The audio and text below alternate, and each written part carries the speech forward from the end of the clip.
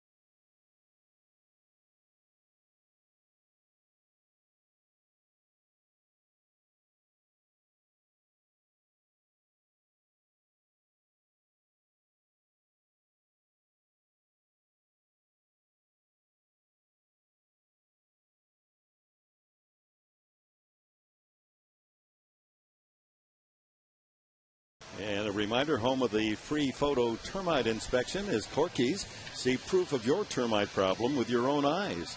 Call Corky's at 1-800-901-1102.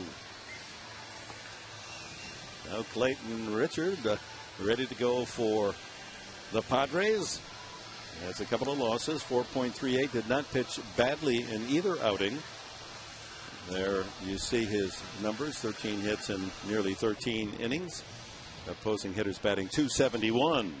Last year at Petco he was 4-1 with a, or at Petco lifetime 4-1, 2.40 in 7 starts. So one of the pitchers acquired in the Jake Peavy deal with Chicago a year ago, ready to go to work. Eugenio Velez, Gino Velez leads it off for San Francisco, batting .350, and he takes a fastball outside, ball 1. Edgar Renteria and then Pablo Sandoval in the top of the first. There is a strike. Aaron Rowan, leadoff hitter, struck in the face by a pitch ball in the Dodgers series, so he's on the disabled list. A couple of fractures in his cheek, and he'll miss his bat. And Mark DeRosa has always played well against the Padres. He's out today, continuing nagging hamstring pull. High fly ball, right center, Scott Hairston and Will Venable. It's Venable, the right fielder, with a catch. And here is the batting order for Bruce Bochy, with Velez, Renteria, and Sandoval, with Huff hitting cleanup, Benji Molina, always troublesome, the catcher, Uribe, Torres, Sherholtz, and the pitcher Kane. There's the skipper in his 4th year with the Giants, Bruce Bochy. And the first pitch to Renteria's outside, ball 1. Well, Bruce Bochy, we know that he likes to field the veteran type team, and with a mixture of youngsters on the Giants roster. Foul back. Renteria hitting .311. One of those veterans. Bochy describing this team as free swinging. Oh, yeah. We're not going to steal any bases. We're not going to outrun you, but we hope to out-hit you. 2 balls and a strike. So with that said, if Clayton Richard can get ahead with that 2-seam fastball and work quickly, these Giant hitters might get a little froggy early in the count and get some early outs for the left-hander. Too low. Richard falls behind, 3 balls and a strike.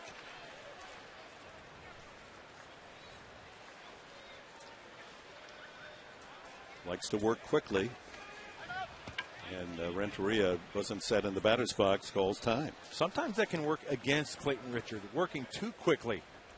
You start rushing towards home plate, the arm doesn't catch up, and you elevate some of your pitches.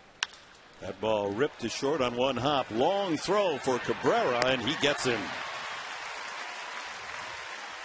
Hard out off the bat of Renteria. Here's the Padre defensive lineup, brought to you by Tiger Turf. Tiger up your lawn with Tiger Turf, the world's best-selling synthetic turf. Visit mytigerturf.com today. Headley, Cabrera, Eckstein, and Gonzalez on the infield from 3rd around to 1st, with Blanks, Hairston, and Venable in the outfield. Richard on the mound, and Torrealba behind the plate, former Giant. Perhaps one of the reasons why Bud Black put him into the lineup tonight. There's a fastball for a strike to Pablo Sandoval. I'm sure there'll be some chirping going on, some friendly chatter between Torrealba and the Giants as they come up to home plate. Switch hitting third baseman fouls this one into the second tier. Someone without a glove takes the full force of it. It caroms over to someone with a glove, and it just plops in there nicely. And what would have happened if that gentleman would have brought his glove to the ball yard? It would have been a clean snag and gone home with a souvenir. That's why we always wear it right on our belt to bring it in here. Inside with a breaking ball. 1-2 to Sandoval, hitting .313.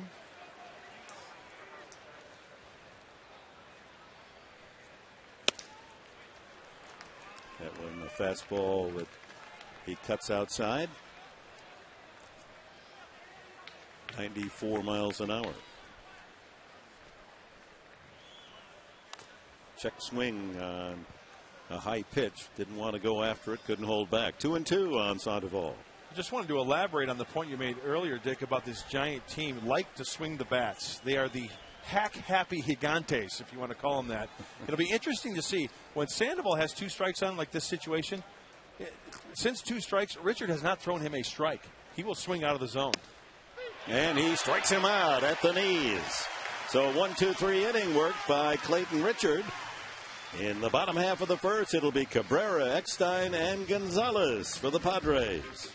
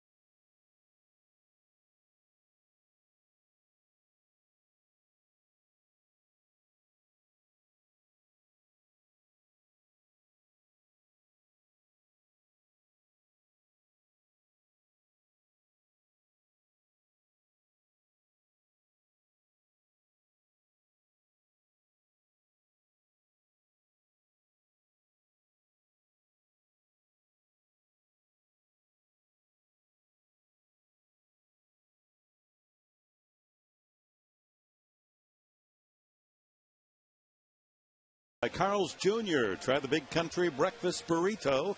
Eggs, hash browns, and savory sausage gravy.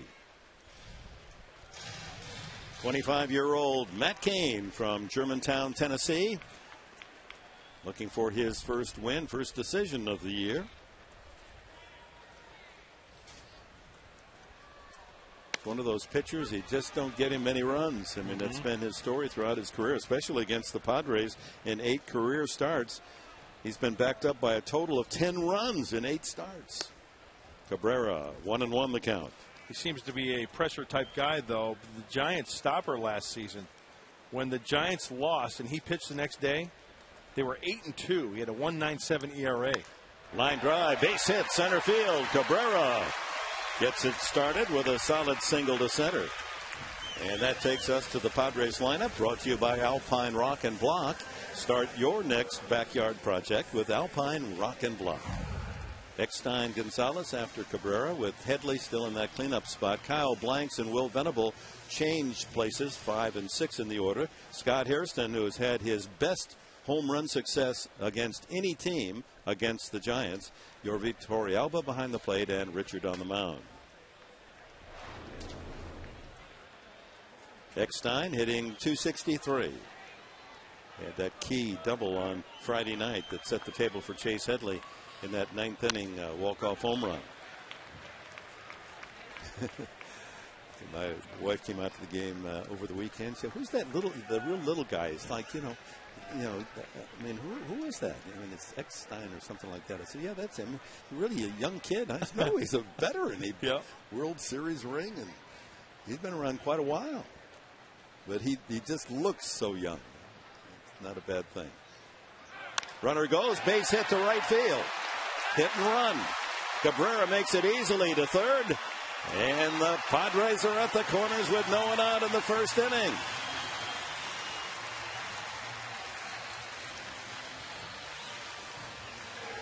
That was perfectly executed. You've got speed on first base. Cabrera goes. It's the high fastball away. A perfect pitch for David Eckstein to line to right field. And that is a classic first and third situation. Nobody out. That's some kind of nice right out of the gate. smile on the face of Eckstein. He delivers with a hit and run. And here's Adrian Gonzalez. The infield will play for 2. Sacrifice a run to get 2 outs. Gonzalez with 2 home runs and just 5 runs batted in. The rest of the team has picked it up. This one is hit to right center field. Over his sure holds. Makes the backhanded catch. Cabrera tags. He scores on the sacrifice fly. 1-0 San Diego. 6th RBI of the year for Gonzalez, with Eckstein holding at first. You know, we talked about the RBI in our pregame show and how Adrian Gonzalez had not had an RBI in the last 4 games. Well, he answers back in the first inning. He gets a good pitch at the fastball. A lot of fastballs early on for Matt Cain. We all know Adrian loves the fastball. And credit Everett Cabrera. He immediately went back to tag. If it drops, he's going to score easily anyway. There's a soft looper to third. Sandoval with a fine move. Throw to first, not in time for the double play. Boy, that's quite a backhanded flip from Sandoval. 45 feet from second base and right on target. Gets the force at second on Eckstein. Safe at first, Headley on the fielder's choice. I thought this ball was going to check up, oddly, against the dirt to Sandoval. Nice shovel pass. How about that? That's like the quarterback going from the shotgun and then giving the shovel in front, opening up the hole to get that first down. But that was a 15-yard pass. Yeah. So 2 outs. Headley at first base, and Kyle Blanks steps in, the left fielder, hitting a .205 with a couple of home runs and 7 runs batted in. There's his numbers.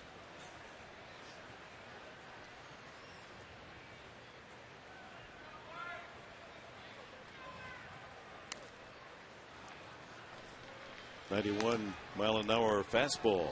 You know, I mentioned the fastball earlier. Matt Cain, he also throws a slider, a curveball, and a changeup. This might be a good matchup for Kyle Blanks. It's a straight fastball. Matt Cain's last one was at 91. He really hasn't humped it up yet. And it's a straight fastball. There's a strike, 1-1. Another one. 93. He's just getting warmed up. That's a 4-seam fastball. Is pretty true. Unlike Clayton Richard, who throws the 2-seamer, which goes down and away, as we take a look at the pitching coach, the big ragu, Dave Righetti, for the Giants.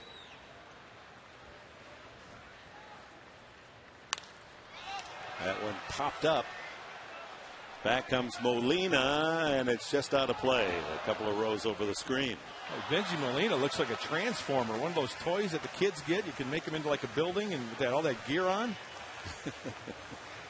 That is a heavy-duty chest protector, isn't it? Remember the fastball? Another one. And he hit his spot inside, tied him up. But Kyle will get another crack at it. Cain checking out the sign, 1-2.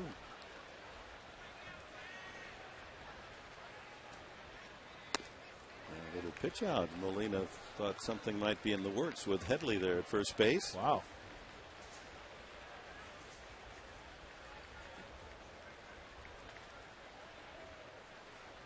Maybe a little carryover from spring training when everybody was running. 2-2 on Kyle Blanks. There goes Headley. Inside, and Headley steals it. Without a throw. And the count goes full to Blanks. So Headley positions himself where he can score on a single.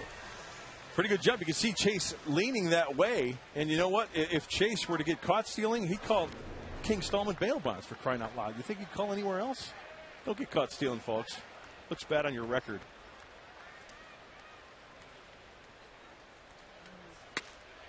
Strike 3 called. Blanks caught looking, and the inning is over.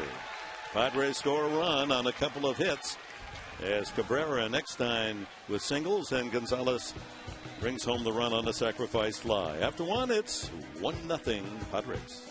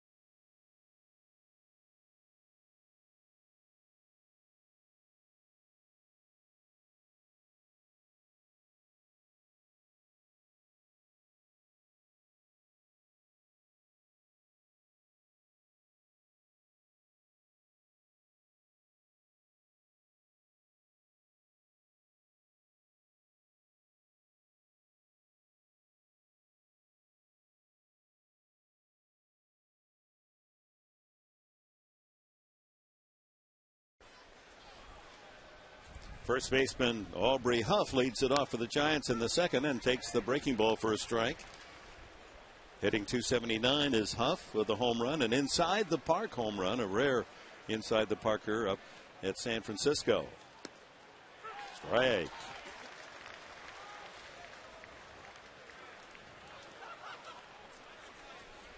Leading the Giants here early in the season in runs scored and walks. In the dirt with a slider, 1-2. I think it's worth mentioning that the moves that the Giants made this offseason, Aubrey Huff, Mark DeRosa, to give it a little bit more deeper at bats, because these guys can work the count. Chop to first. Gonzalez will take care of business himself, and that's 4 in a row retired by Richard.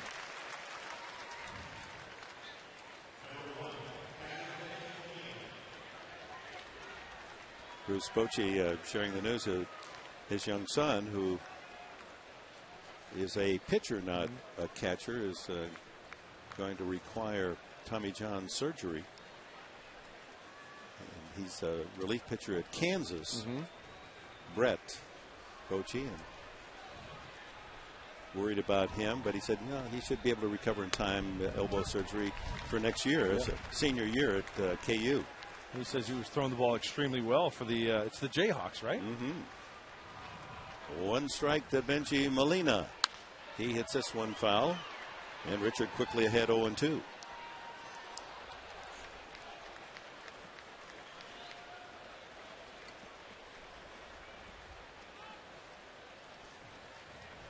They play Molina to hit toward right in the outfield.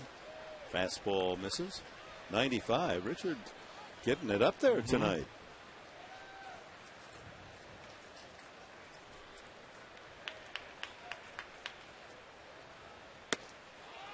Just missed the outside corner as Torrealba tried to frame that one on the edge, just off the black.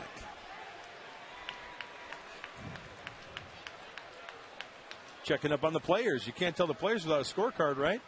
Absolutely. Ground ball punch to second. Weakly to Eckstein. 2 away.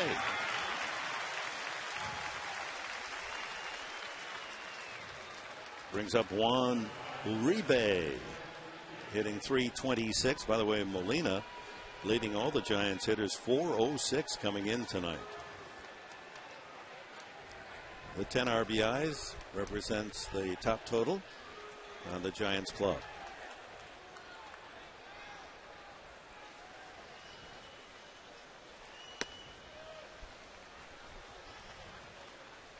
Ball that didn't quite bite enough to catch the outside edge.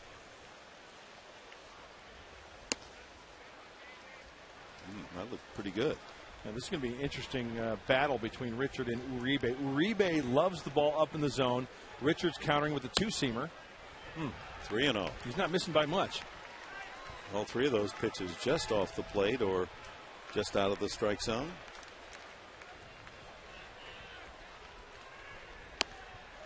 Three and one.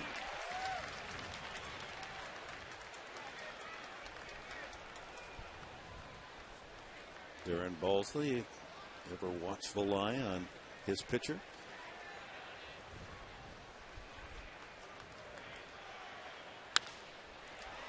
That one fouled. Tony Son with the bat off the facing of the second deck. You know, it's great we had a shot of Darren Balsley and Bud Black. We all know Bud Black, the left-handed pitcher, pitching coach for the Angels back when they won the World Series. But yet, Buddy lets Darren do his thing. Swept to short. Cabrera across to Gonzalez. Another 1-2-3 inning work by Clayton Richard. After an inning and a half, Padres 1-0.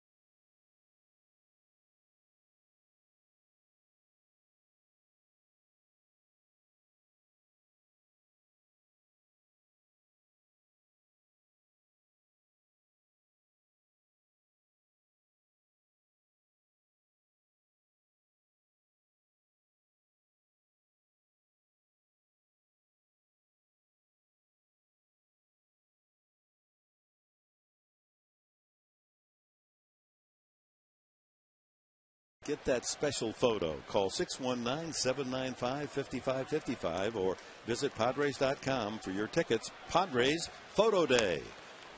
1-1 as Kane works off speed to Venable. May 2nd is the date. All-star pitcher last year, Kane, just 25 years of age, won 14 games a season ago. Sends that slider inside.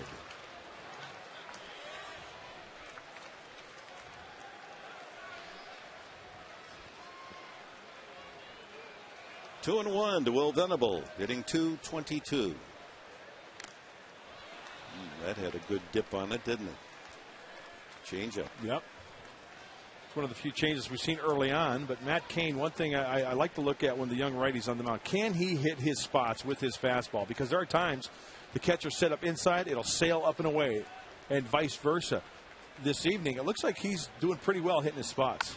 This one is pulled fair, and first baseman Huff with an easy play, one away.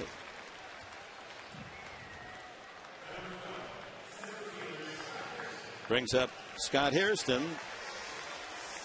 Home run yesterday ignited that 5-run 8th inning on the way to a 5-3 victory and a sweep of the Arizona Diamondbacks. Hairston against these Giants in his career hitting solid .271, 11 home runs against San Francisco pitching, more than any other opponent in the National or American League. Ooh, that one gets away from Molina. He acted like it had clipped him on the kneecap.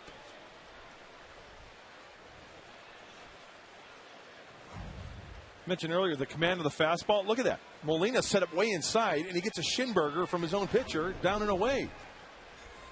That's one of the things hard you have to do. Yeah, when you're expecting a 90-mile-an-hour fastball plus inside, and then he yanks it down and away. That's the point I was trying to make with the command sometime of Matt Cain not being there. 1 ball, 1 strike the count. There's a fastball on the inside corner. 1-2.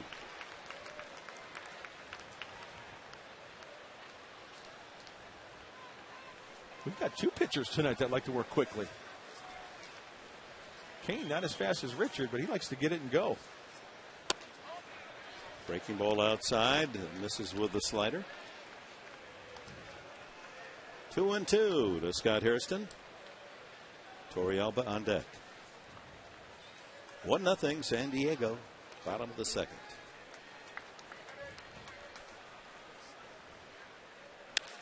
That ball lined past the third baseman's dive, Sandoval, and a sharp single to left for Scott Hairston. Just sees that black and orange uniform, and he feels like his night to hit.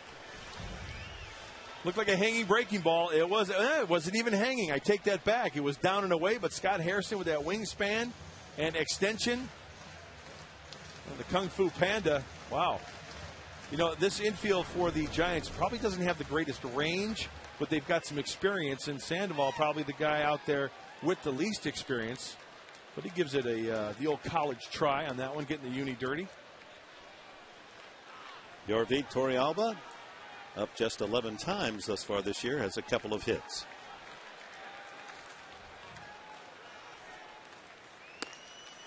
And he takes the ball, fastball just off the edge.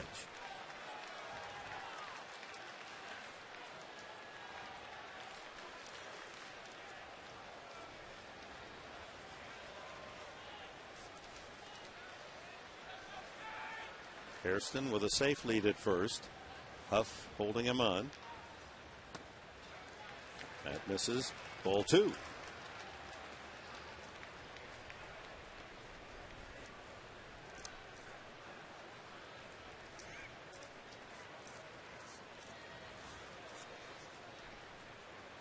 Torrealba spending 4 years with the Giants before moving on to Colorado. Seattle first and then Colorado.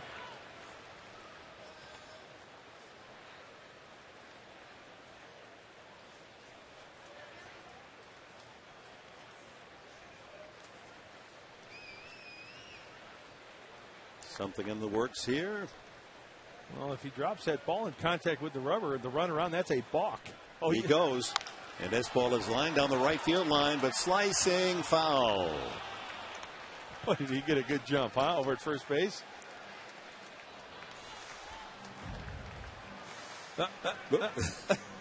They would have had him. Yes, he would have.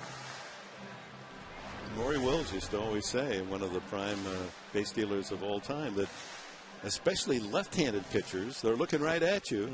But if they've decided to go to the plate, you take off, they still go to the plate. Yep. It's hard for them to change. Yeah, Bud Black was talking about that before the game in the dugout today. Talking about the move of Wade LeBlanc. You know, Wade doesn't have the best move, but he keeps them close enough. Keep them honest. And if they're going to go on his first move, which they did a lot yesterday, those Arizona Diamondbacks. And he picked two of them off. Here he goes again. This ball's grounded into left field for a base hit. Hairston turns, but left fielder Velez able to get it in quickly. So back-to-back singles here with one out in the second inning. Hairston to second, Torrealba at first. And Clayton Richard, the pitcher, comes up. Undoubtedly looking to bunt these two men into scoring position. Off with the pitch. The crack of the bat. That pitch inside. Torrealba does a nice job. Watch his hands. In towards his chest. Get the barrel of the head out in front. Hence he pulls the ball in the hole. And a lot of love at the top of the lineup with a couple of hits. 1 and 2. And now 7 and 8 with a couple of hits. Richard squares and takes out of the strike zone. First baseman Huff down within 40 feet of home plate when that ball came across. Well, Clayton Richard is such a great athlete. Let's say you take another ball here, 2-0. You show bunt, and then you pull back and do the old butcher boy play.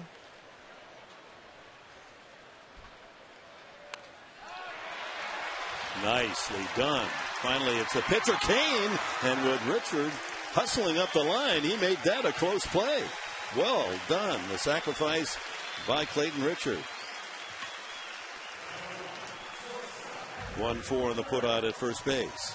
Perfect execution in front of the box. He deadened that baseball towards the end of the bat, and Matt Cain fires a strike to get the left-handed pitcher by a full step.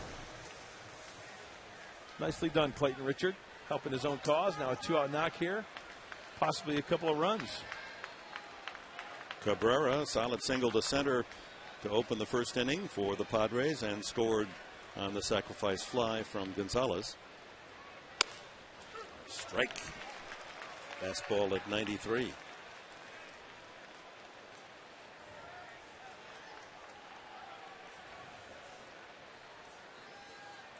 Four for 8 with men in scoring position this year. He's got a couple of them out there now.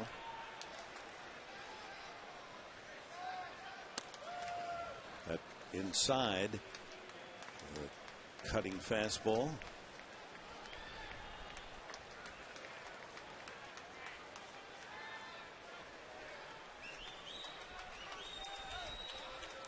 Hairston off third. Torrealba leads from second.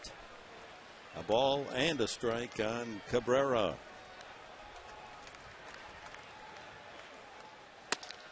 Misses with a fastball inside. 2-1.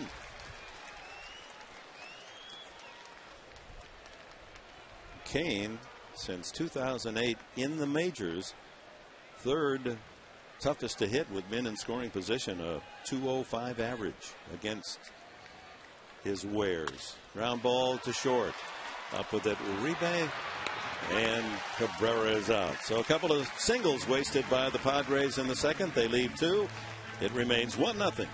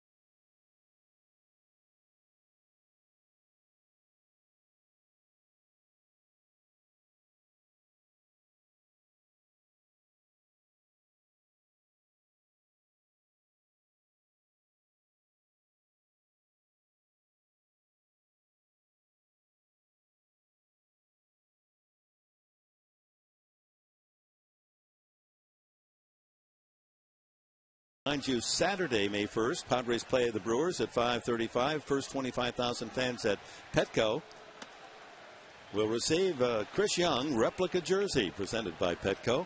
Visit Padres.com. Get your tickets today. That's Saturday night, May 1st, 5:35 against the Brewers. And Chris Young, chatted with him before the game tonight. He was about to go out and throw some long toss just to work on that shoulder. And Richard jumps out 1-2. We'll be able to find out more tomorrow. And I just don't want, I want to tell the fans, you know, it's probably not the same size that Chris wears because it'd probably be a nice night shirt. That's true. 1-2 to Torres. He is punched out. Second strikeout by Clayton Richard. 7 in a row retired by the southpaw. Working quickly and hitting his spots. In fact, you know, I take that. It looks like Torrealba wanted that one kind of up and away a little bit, but he freezes Torres, and maybe that was because, hey, I missed my spot, but I'll take the punch out. Thank you, very nice. Well, Richard laughing at himself. Yeah. Got the result, even though that wasn't the plan. Yep. Sherholz hitting 4 for 14 in the 11 games of this season. Lefty against lefty. And a strike. 91 on the fastball.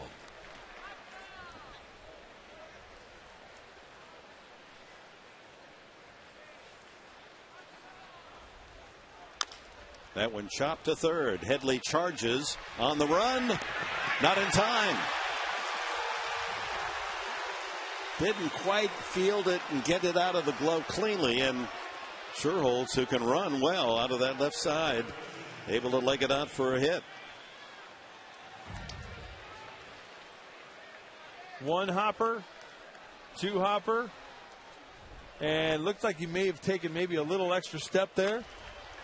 And Sherholz from the left side realized that, you know, he's not even going to look down the line. He realized he has to hustle and just beats it out. Well, first hit for the Giants with one out here in the third. Brings up pitcher Matt Cain. And he's going to try to sacrifice. Pulls back, and the ball on the inside corner, a cutter. He's 0 for 4 this year, Cain, batting. Not a bad hitter. He's 153 lifetime, 29 hits. He's got 4 home runs. Oh. That's a balk. You could hear the call by second base umpire Greg Gibson. I'm betting that Buddy Black was going to run out there and ask why that is a balk. And here's what kind of upsets me. When a pitcher gets penalized for a balk because he's got a great move, does he break the plane? No. Does he step too far towards home plate? No. In my opinion, that is not a balk. And I hate it when guys get criticized or balked because it's such a great move. Was it because of the little stop, a hesitation in the middle of all that? Is that? You know what? As a left-hander, you can hang as long as you want. You can hang up there. You can, if you want to go to first base, you go to first base. If you want to go to the plate. Quizzical expression on the face of the skipper at second base umpire. Now Cain's in a position where a sacrifice bunt can move his man over to third and score on an out. Well, not really. Here is one away. This one chopped off Richard. Tough play, Cabrera. Oh, is that a beautiful effort by the shortstop. Leaning low to field and flip from a submarine position to get Cain as the runner moves to third. 1-6-3 on the put-up. Great concentration. First of all, great athletic ability, and Clayton Richard can't get to it. And then Everett Cabrera has to catch it on the short hop and going from Kent to Covey territory with the sidewinding sinker to first base. Boy, he's good. He's fun to watch. So 2 outs, tying run at third. And Gino Velez comes up. Flying to right field his first time. Hitting right-handed this year. He's 1 for 6. Hitting left-handed. Batting .400. And he's been hot of late, as you can see. You go around, yes. On a changeup. Well, ball one, he swings that right. Oh, you betcha if he hits that one, it's a double. Kidding me?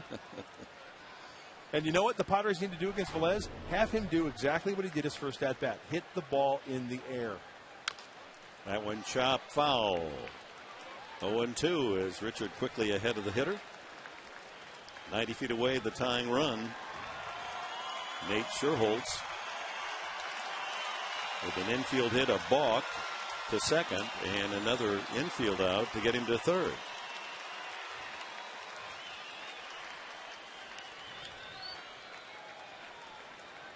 Velez has 6 major league home runs.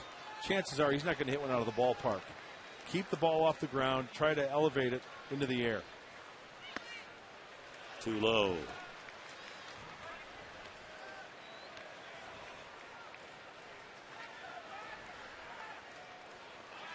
Check that. He's got 2 home runs this year, so 8 career home runs for Velez. Swung on, foul tipped into the glove of Torrealba. Strike 3. The third strikeout for Richard. Pitches out of trouble here in the third. Middle of the third. It's the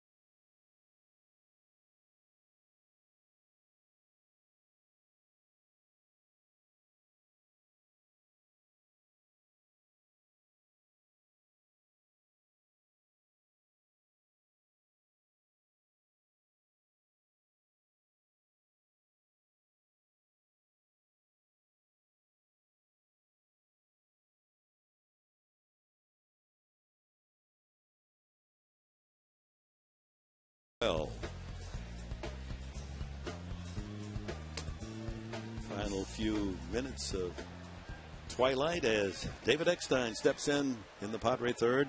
1-0 the score. Eck single to right field on the hit and run set up the Padre score in the first inning as he moved Cabrera to third with no one out, and Gonzalez fly ball sacrifice got the run home. Fouls this one deep into the lower tier.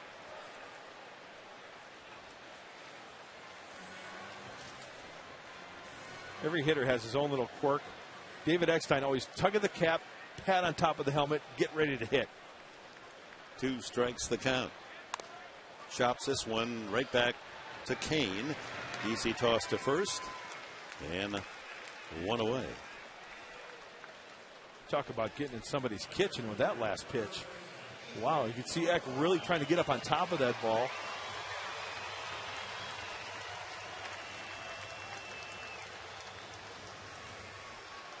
Adrian Gonzalez drove home his 6th run of the season with a sacrifice fly in the first inning.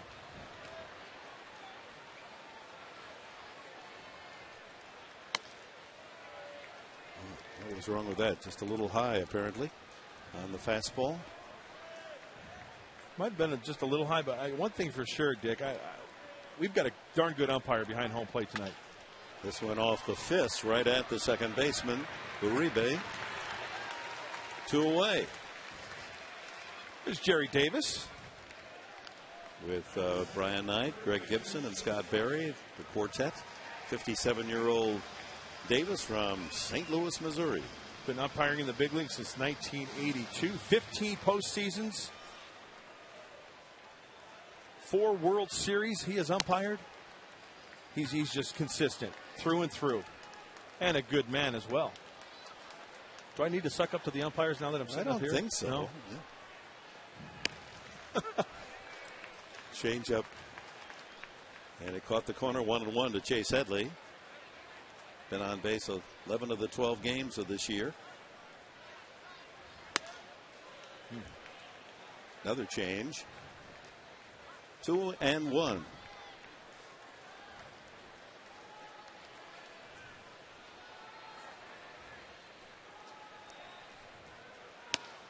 And the fastball misses downstairs. 3-1.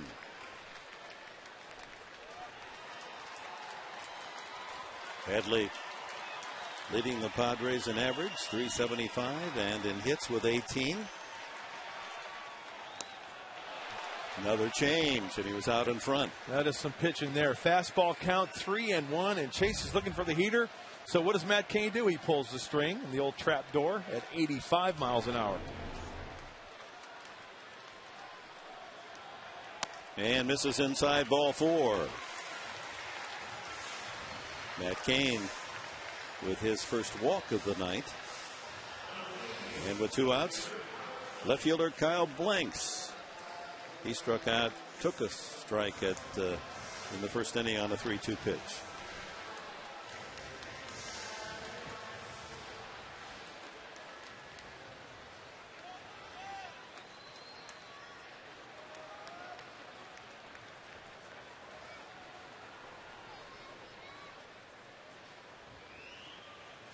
Headley stole second his last time aboard. Ball 1. Fastball just low.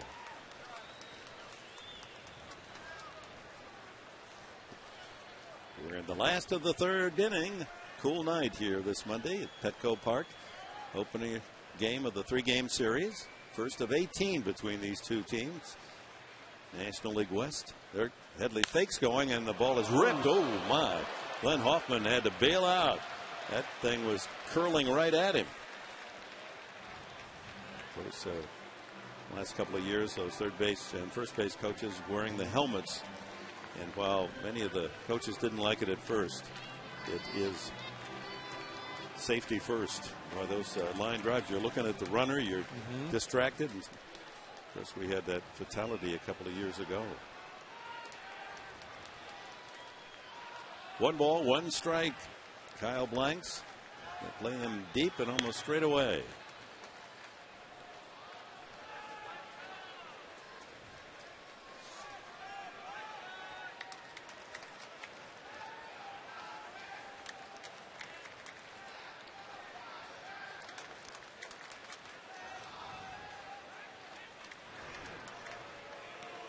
One thing I noticed about Benji Molina behind home plate, when he's given the signs, he's really keeping those legs really tight so nobody can peek in there. Believe me, people try to steal signs, see something from the catcher, but look at how close his legs are together. Fastball away, he's calling. Or that might be the throw over sign. No, fastball away. And the slider bends outside. And sometimes it's tough to pick up the signs in the gray unis on the away. So sometimes catchers will put tape around their fingers because of the shadow when the catcher's in the crouch.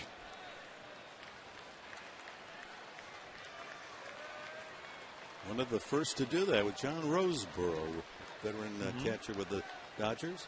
Slider here. Headley goes. This one is fouled out of play. Blanks jammed on that pitch. High slider. He wanted it down and away, and it's hung just enough. That's a tough pitch to hit for anybody. If by design you throw that there, that's tough to hit. But once again, a pitch that he did not hit his location. He wanted that one down and away. Levels the count at 2-2.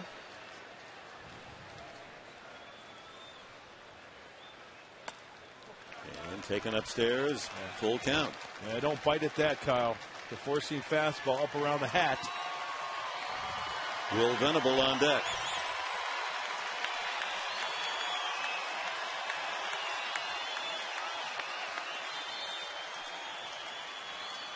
Headley off with the pitch. Ball driven to left center field, but shallow. In comes the left fielder. Dive, can't get it. Velez can't come up with the ball. Stopping at third is Headley as they hurry the relay in. So a dying fly ball single by Kyle Blanks. 5th hit off Kane, all singles. Moves Headley to third with 2 out, and Venable comes up. He fought off the slider up and in. This is another slider up and in. Wanted it down and away. Well, you know what? Did he kind of pull up a little bit? It looked like Velez, he was in full trot, and then all of a sudden he pulled up just a tad. That's right there. And then he starts the engines again and starts to go full force. And luckily for the Padres, it falls in for a base knock. So 3 straight innings. Padres have had a couple of men on base. First and third, 2 out for Venable. He grounded to first his only at bat. Change.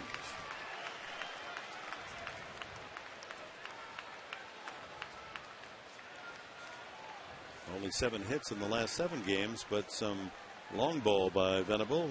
A couple of home runs and a triple.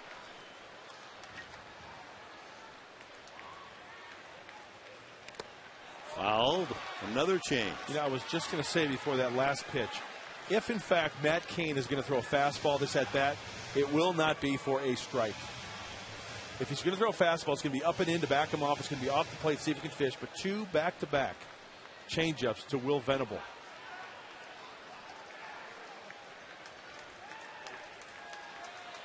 Blanks off first. Headley down the line at third. 0-2 to Venable. Misses upstairs. With the fastball. See, Benji Molina got out of the crouch, give him the high target. So do you double up with a fastball? As we take another look, Molina up there, that's exactly where he wanted. Do you throw a changeup? This is the beauty of being ahead in the count and missing with a fastball. Will might be thinking changeup. He does get a changeup, and he can't find it. Boy, that a good action sailing low and away. So Cain pitches out of trouble again in the third as the Padres lead 2, 1-0.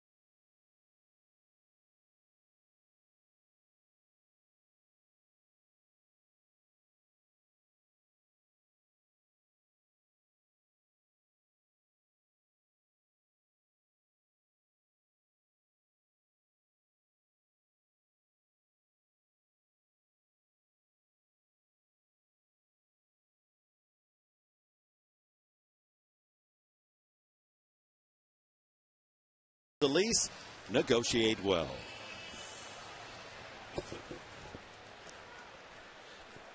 Clayton Richard giving up a infield hit in 3 innings of work. This one is lined to right center field and may find the gap. Venable can't cut it off, so Hairston backing it up at the warning track. Gets it back in. A line double off the bat of Renteria. Now the ball gets away, and he'll move on to third.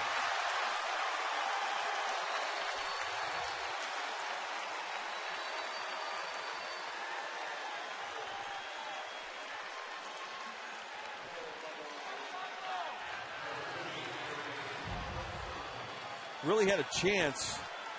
I thought he had a chance. That ball may be checked up on Will Venable, but It gets by him. Then now it's going to be a double. But where's the error? Oh, Everett can't find the short hop. That's a very catchable ball for Everett. And usually Renteria sees it, and then he takes off. I think that's got to be an error on Everett. I mean, that's a very catchable ball because we'll see sometimes they'll give it to the outfielder. See, that's a bad error on Scotty Hairston. Yeah, they do charge Hairston in center field with the air, but that's an easy play for the shortstop. Yeah, he just took his eye off it. And it gives Renteria the extra base. So with no one out, the tying run at third base was Sandoval at the plate.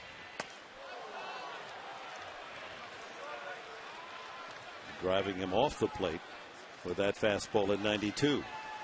A lot of run on that one. 1 for 12 runners in scoring position. Certainly that's not the character of this outstanding hitter.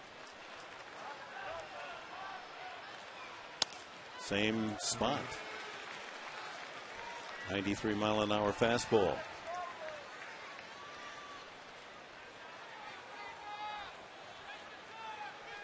He might not get much to hit here. If he gets something around the plate, it might be something off speed. 2-1. Chop to third.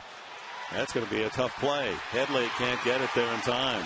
Sandoval, another infield hit, and it's a tie game 1-1 as Renteria comes in to score. Running on contact.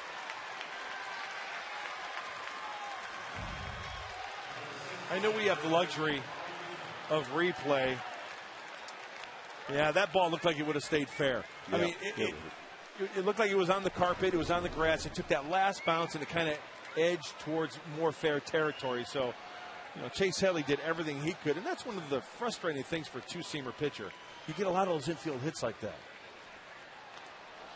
Richard called for a balk in the last inning. Goes over to first. And you can't be afraid to use it. Look at that hat.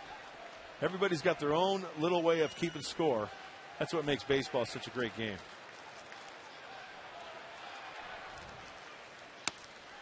Strike called to Aubrey Huff. Grounded to first his initial at bat. So Sandoval with Headley playing deep, respecting his power. Just a swinging bunt for a base hit and an RBI, his 6th of the season. Huff chops this one, and it's a foul ball. But wisely runs it out just in case. Sometimes it can hit a divot in the dirt path and send it veering back into fair territory. Hey, there might be a worm down there poking out his head trying to catch a big league ball game. It hits the worm and it goes fair. Could happen.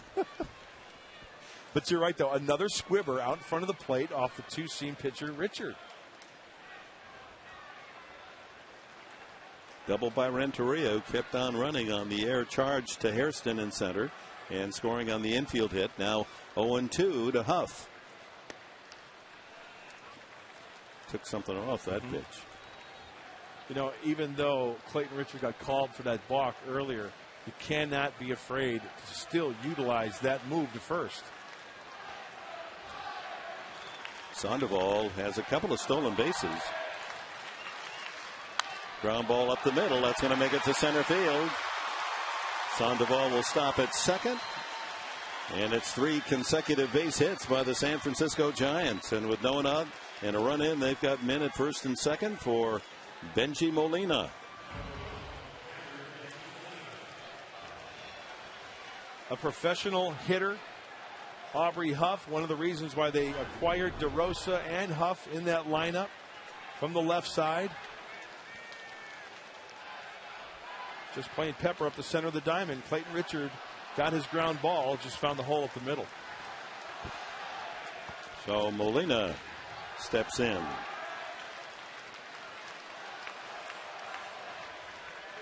Benji, the oldest of the 3 Molina brothers in the big leagues, all catchers.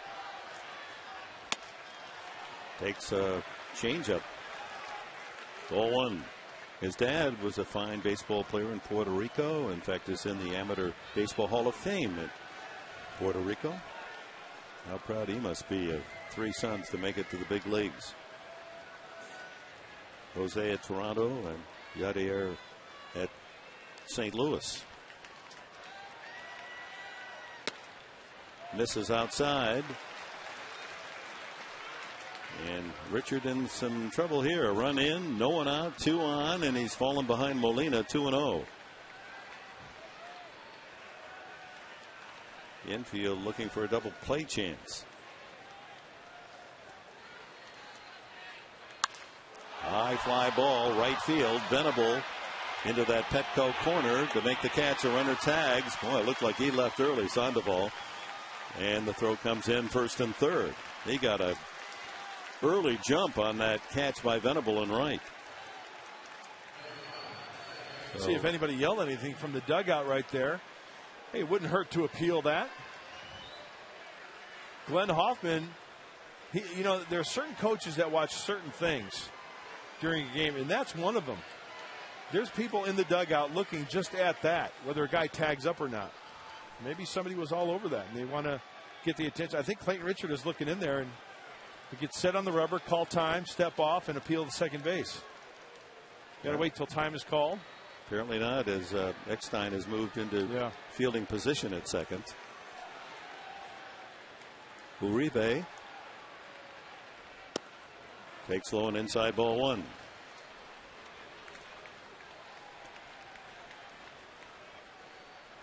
I've always wondered why teams don't do more of that. You know, what would it hurt? You know? Can't do anything about it now. You have to do it prior to the next pitch. Ooh, watch out. That's a wicked line drive into the crowd behind the Padre dugout. Oh, well, didn't hit him, but he's going to have to go get a refill. I promise, honey, I didn't have one drink tonight. I know I smell like a brewery. Guy next to me couldn't believe it. Sure, I've heard that one before. Trying to catch a foul ball in his cup of beer. Gave us all a shower. 1-1. Bends it inside.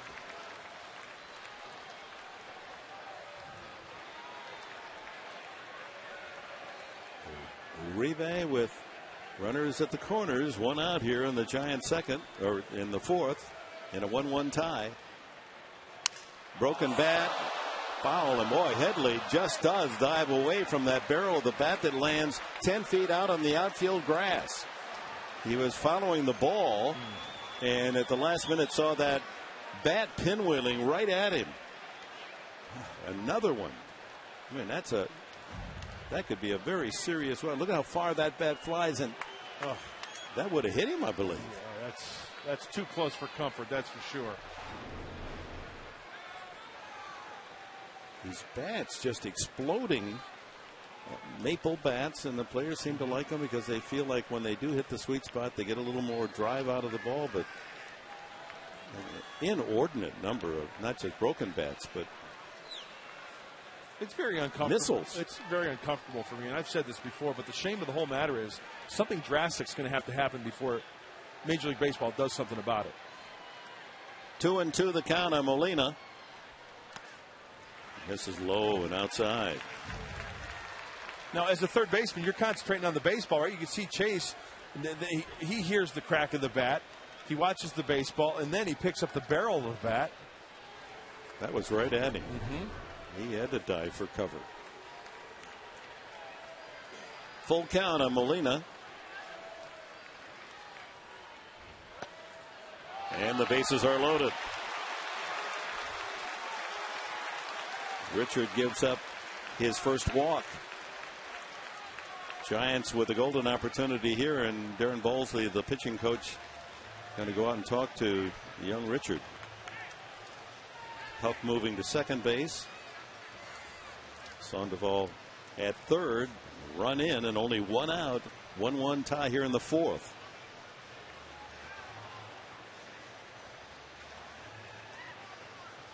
This might be a little scouting report going over Torres. Remember, he struck him out looking last time. It might even be a case of, the double was hit to right center field. He's given up a couple of ground balls here. Stick to your strength. Get a grounder. There's a force at any base.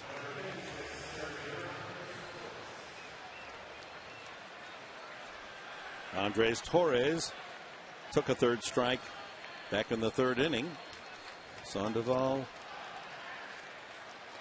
with Huff and Uribe aboard. Only 1 out.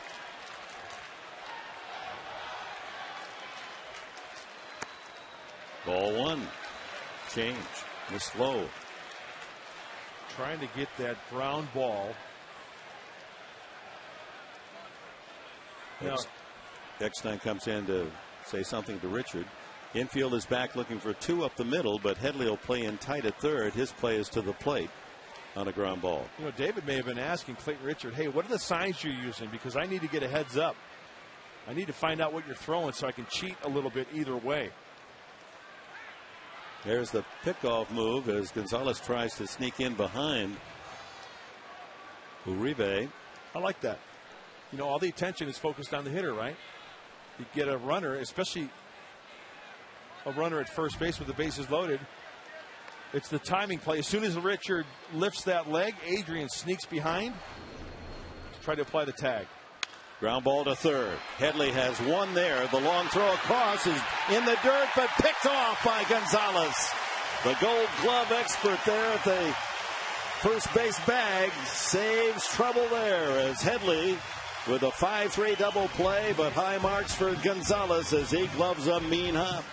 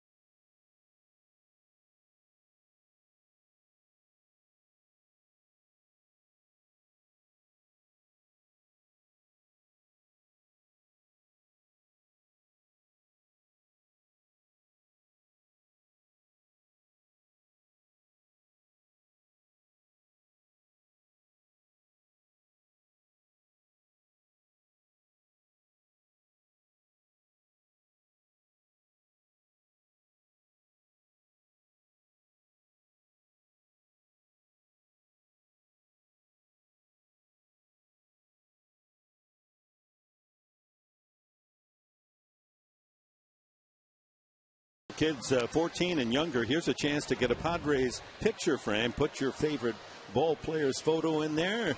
All free on May 2nd, a Sunday, here at Petco Park. Padres picture frames are presented by Cox Channel 4 San Diego. Get your tickets today, Padres.com, or call 619-795-5555. The Padres will be playing the Milwaukee Brewers on Sunday, May 2nd, Padres picture frame day. So a 1-1 tie, bottom of the order for San Diego in the bottom of the 4th inning. And Scott Hairston, who lined a single to left field his first time up, will lead it off with Torrealba and Richard to follow.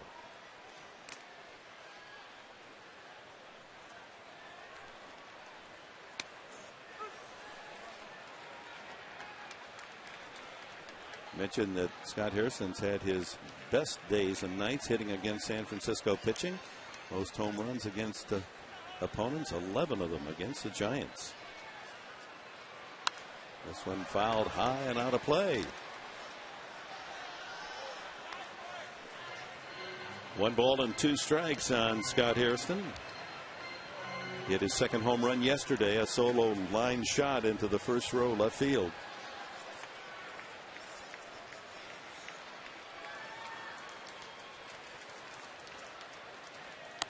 Ooh, 92-mile-an-hour fastball. Threw it right by him. Third strikeout. Matt Cain brings up Yorvit Torrealba. Well, does he hit a spot with the fastball? It's on the inner half of the plate, but it's elevated just a little bit. Molina wants it down by the knees, but just above the belt will be very nice for Matt Cain. In tight where Hairston couldn't get through the ball on his swing.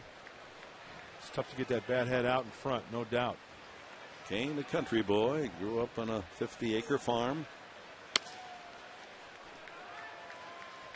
91-mile-an-hour fastball that had a lot of action away from Torrealba, who grounded a single to left field his first time up. Grounds this one up the middle. Renteria there to throw him out. 2 gone, and Clayton Richards sacrificed back in the second inning. With 2 outs, he moved Hairston to third and Torrealba to second, but Cabrera followed with a ground out to end the inning. 5 hits for the Padres, 4 for the Giants. In a 1-all tie here in the fourth. Swung on and missed. Threw that fastball right in under the hands of the left-handed hitting Richard.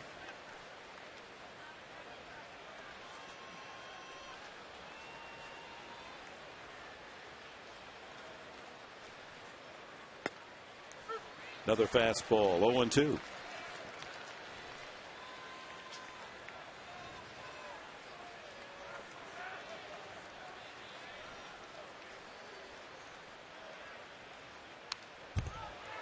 Able to foul that one back. Did you see the reaction of Molina after he threw that pitch? He kind of tilted his head a little bit like, come on now, that was a bad pitch. Don't do that again. We've got 2 strikes on the guy.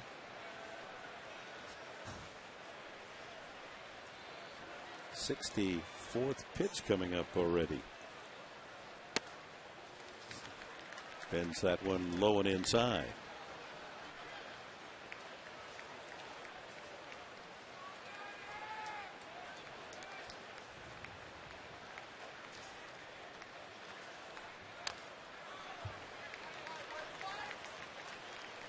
Offered a slider that Richard was able to spoil. 1-2. Talk about Clayton coming over from the White Sox in the PV deal, and Jake off to a slow start, looking for his first decision. 6.00 ERA. Foul back, out of play.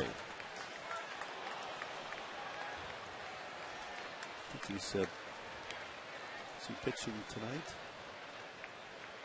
I think the White Sox may be idle. Yeah. By the way, Colorado loses tonight at Washington. The Nationals beating the Rockies 5-2. High with a slow curveball. 2-2. Arizona and St. Louis are tied in Phoenix at 2 all in the 5th inning. 2-2 pitch. Line to right field. That ball is well hit. Sherholtz is back, and it's off the wall. And Clayton Richard gallops into second base with a long double. Wait a minute. Oh my gosh, that umpire's not signaling. Is he saying that that ball went out?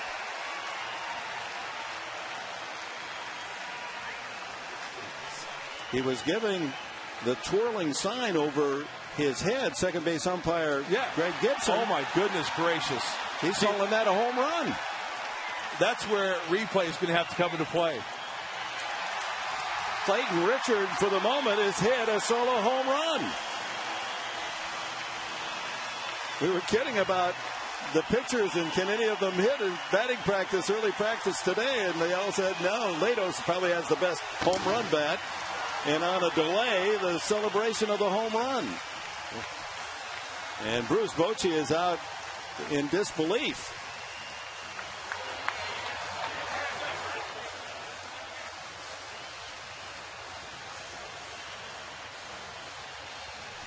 Here it is. He certainly got all of it. Yeah, he hit it well. You're going to see here, off the warning track, off the Cox sign. They're going to call him back, I think. Yeah, that's just one hop. What was he looking at there? I don't know whether the ball got. Richards going back to second base. I don't know from his vantage point whether the ball got lost in the Cox sign and he thought it went over and then bounced back into play, or maybe he may have thought it hit that concrete above the Cox sign. Yes, I think probably that was the read he got. Well, so much for the home run. Back to second base goes Richard. He's been smiling all night. He's got to be happy with the way he put a poke on that one. First extra base hit of the night for San Diego. A 2-out double by Richard, and now Cabrera with a chance to regain the lead for the Padres.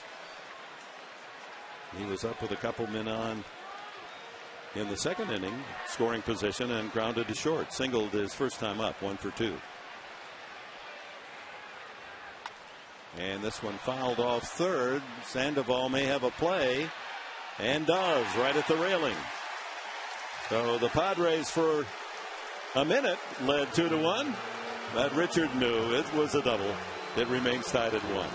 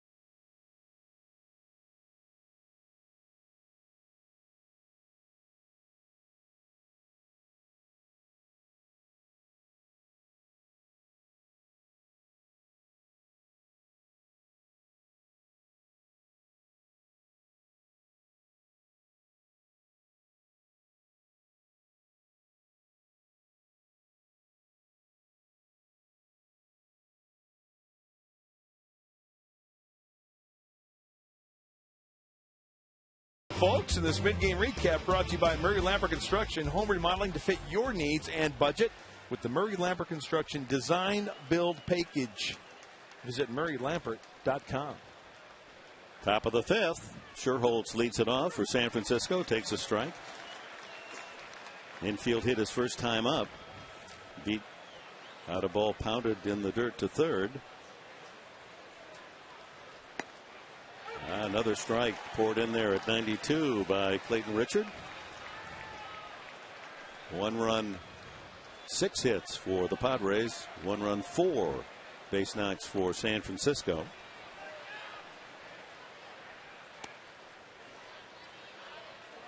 A wide sweeping breaking ball well out of the strike zone. Kane the pitcher next, and then Velez the top of the order for the Giants here in the top of the 5th inning.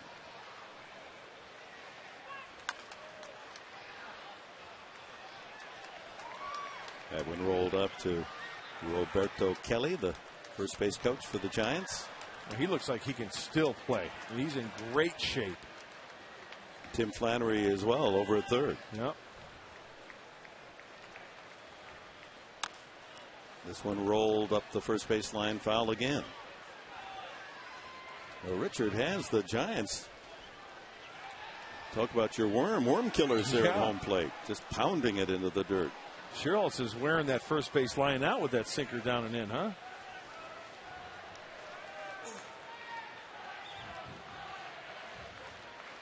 It's tough to hit. So Nate has to be really quick to the baseball if it's down and in. Ball, 2 strikes.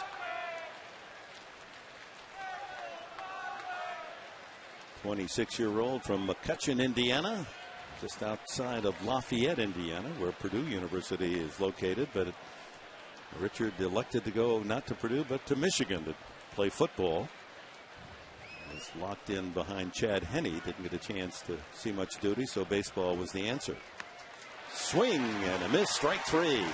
The off speed gets sure holds. Well, True Padres stories brought to you by Farmers Insurance. To find a Farmers agent, call 1-800-FARMERS or visit farmers.com, because ready feels good. And this date in baseball history, 24 years ago, Tim Flannery, a 4-hit night, 1 RBI, but the Padres lost to the Giants 6-5. Popular Tim Flannery over there coaching at third for Bruce Bochy. There is a guy who gave it his all each and every day. Kane fouls this one off and falls behind 0-2. He'd be the first one to admit, you know what, I didn't have all the talent in the world, but I made the most of it. Learned from some great players when he came up from Hawaii, Padre chain. Great sense of humor, and he's intense in the third base coach's box as well. Kane drives this one deep and foul down the right field line. Good musician. Absolutely. He writes music as well, doesn't he? He's a good egg. Swing and a miss, and Kane with a terrible hack at that one. 95 miles an hour. He was swinging at the sound. 5 strikeouts for Clayton Richards. It looked more like Citizen Kane on that one. Trying to hit that one with a gavel.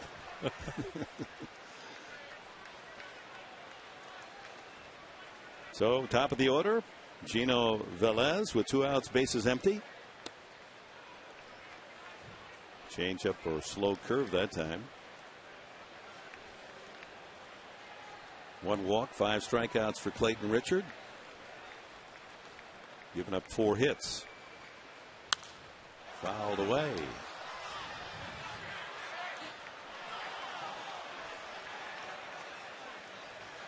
Following up on a discussion the other day, it would be interesting to log how many foul balls in an average Major League Baseball game. How many go into the stands as souvenirs? Just missed on a change.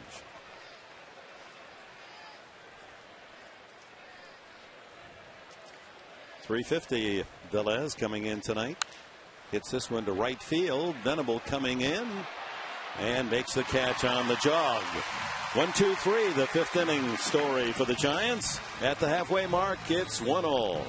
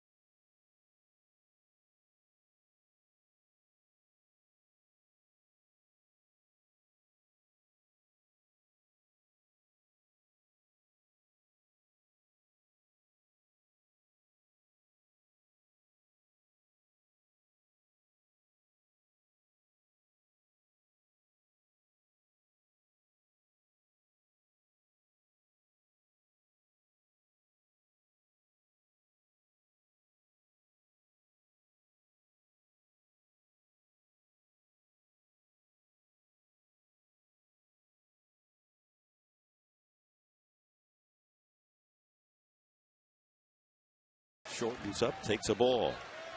Eckstein, Gonzalez, and Headley for San Diego. David with a single and 2 trips tonight. There's a fastball, 90 miles an hour.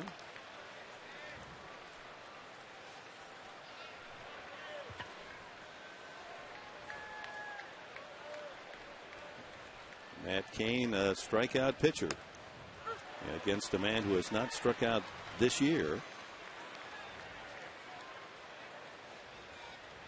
With 2 at-bats tonight. He's had 44 plate appearances, Eckstein, and has not struck out.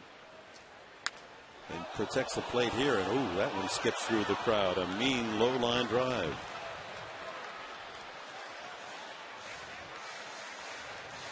That had lots of folks ducking and diving. Guy got a foul ball. He's on his cell phone already. Yeah, calling in. It's on eBay. Back to Eckstein outside. Oof.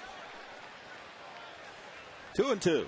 Second time tonight when Matt Cain has tried to throw the fastball in. Molina's inside, and he yanks it over towards the other batter's box. The 2-2 pitch. Chopped up the first base side. Cain is going to take it himself. Pitcher unassisted. First out. Talked about Cain and the strikeouts. Here are the all-time strikeout pitchers in New York and San Francisco Giants history. Christy Matheson, then Juan Marichal, and Cain and Lincecum, 2 youngsters already in the top 30, and just ahead of number 248, tied for 248, mind you, with those 69 big ones. I guess I'm like sandwiched in between like Rennie Martin and Fred Brining back in the old days. What was your strikeout pitch? Do you remember?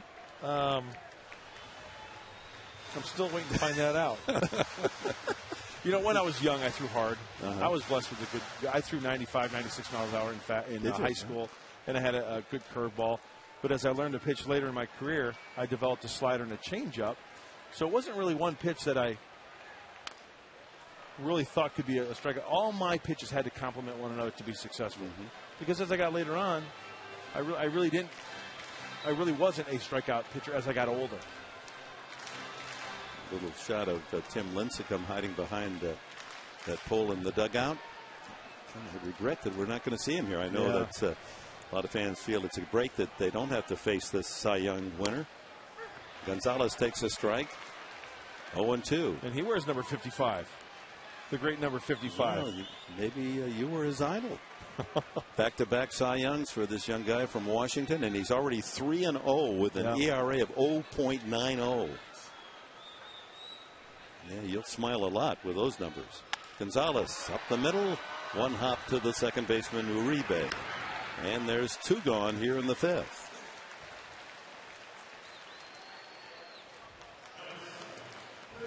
Chase Headley has walked and safe on a fielder's choice. Stolen the base, his second of the year.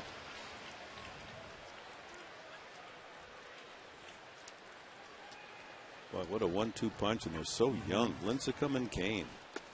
There is a big curveball, 12-6. You know, I was doing some research last night, and I finally realized only 2 other guys have won back-to-back Cy Young awards: Randy Johnson and Greg Maddux, and then Lincecum's the 3rd. Changeup is 1-1. It's quite an accomplishment. They list Lincecum at 170 pounds. The guys in the clubhouse say it might be closer to 150. Just yeah. Did they weigh him right when he got out of the shower when they put down that 175? It's amazing stuff. Lined up behind that pole. Shy youngster. Inside, 2-2. There we have it. Along here. 3-2-1. Oh, he's a stage manager now. Read the commercial. Yeah. Headley, looper, foul. Ooh, another fan takes a tumble. Out.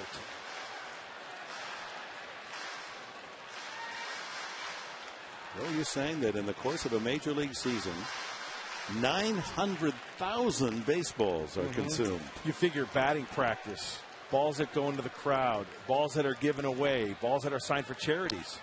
Another foul.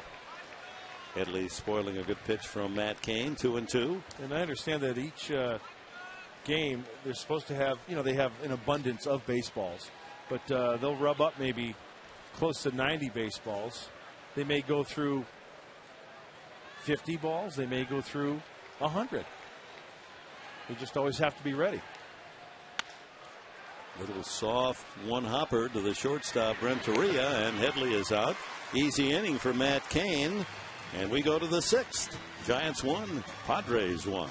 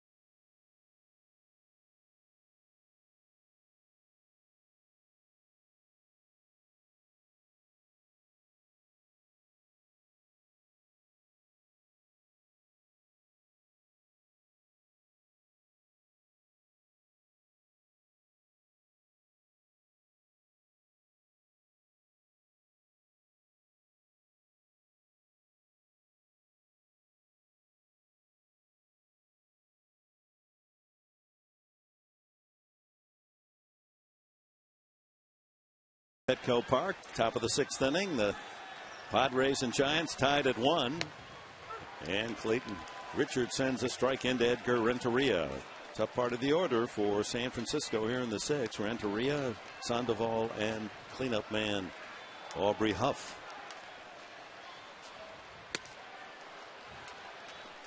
Sails a changeup away from the right-handed batting Renteria.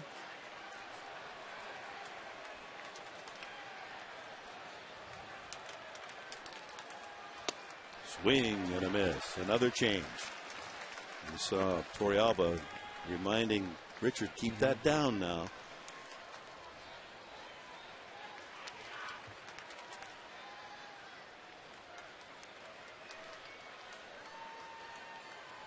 Richard waiting for Renteria to settle in the batter's box, and the 1-2 pitch. You can see what Richard is trying to do. Dart the ball down and in, dart the ball down and away with the soft stuff. As you take a look at the breakdown, 81 pitches total. That one fouled at second deck.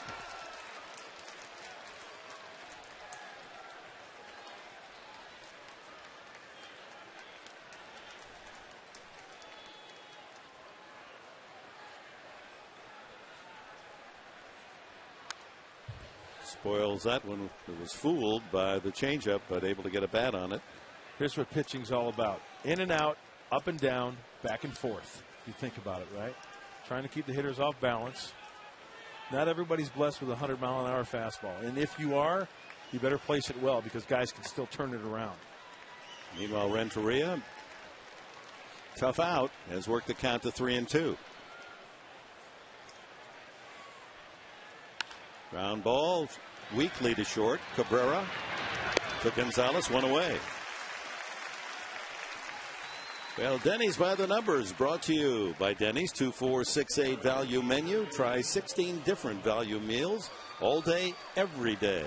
Denny's by the numbers. Bruce Bochy's record with the Padres, almost 500. Actually, more success in his 12 years here than thus far his 4th season with the Giants. Got a good-looking ball club, though. Sandoval. He lines this one foul. Always love looking up Giant history. The winningest manager for the Giants, total New York, San Francisco, John McGraw. 2,583 victories. Well, Bochy now combined has almost 1,200 wins. Another foul. Seats in right. Richard quickly ahead 0-2. You know what I thought was also interesting? Doing some research last night. The team in Major League Baseball with the most inductees into the Hall of Fame, the Giants. 66 representatives. Second, L.A., the Dodgers, and third are the Yankees. All right. I would have guessed the Yankees were number one. Ground ball again to Cabrera in between hop. Quick throw. 2 away. 6 men retired in order by Richard.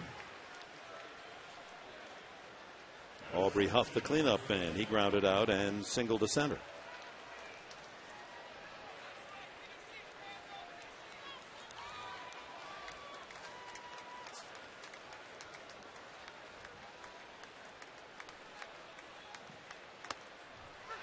Strike with a fastball.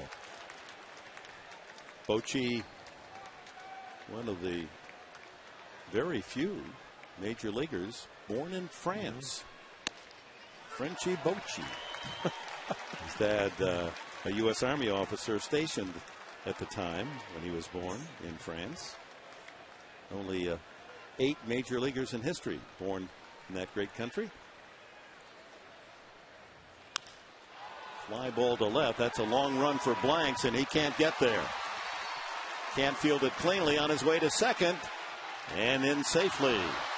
Ball gets away, but backed up by Gonzalez. So Huff with a double. Not hit that hard, but he found an open green and has his second hit of the night. And the official score does not charge Blanks with an error, even though he didn't field it cleanly. Double for Huff. It's a high breaking ball away now off the left-handed bat. That ball is kind of checking away, and Kyle trying to go with the backhand. I think Huff was thinking two the whole way. Brings up Molina with a chance to give the Giants the lead. 2 outs. Runner in scoring position. Molina's grounded out and fly to right.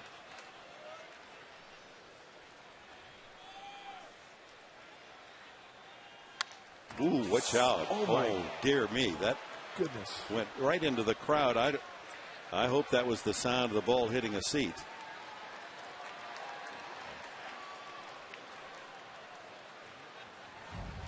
Let's see.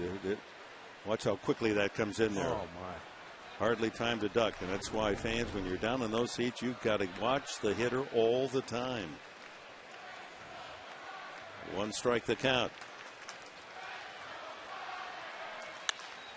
1 hopper. Stopped by Eckstein. Can he get him? Yes. Oh, my. A run-saving play by David Eckstein. Giants denied in the 6th. We go to the bottom of the 6th. It'll be Blanks, Venable, and Hairston for the Padres. Still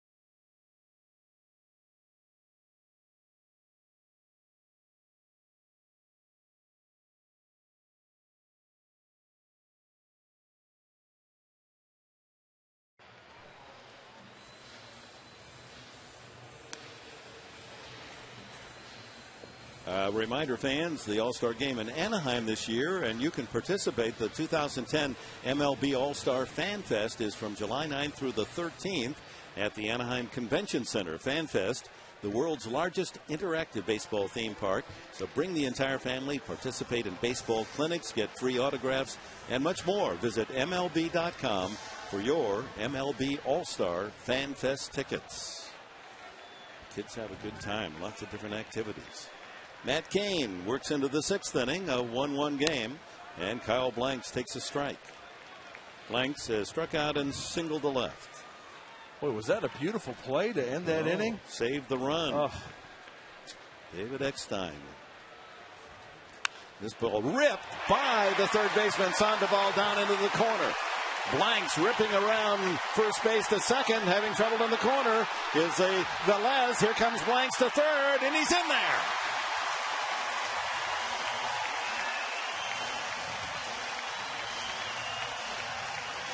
A bullet down the left field line, and then Velez had trouble digging it out of the corner, and Blanks running all the way.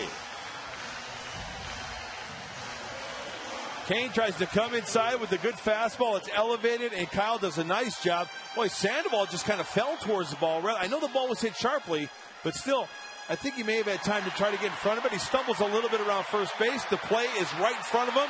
The big boy's going to try for third. And the official score rules that a triple. So a chance for the Padres, no one out. The go-ahead run at third base. Blank second hit of the night. Venable try to bring in the run on and out. Infield tight, hitter's delight as the Giants crowd trying to cut off the run at the plate. Hit high in the air, left center field. Should be deep enough. Torres, and then the left fielder, they fight over it. Velez, and here comes Blanks to score, and San Diego's in front 2-1.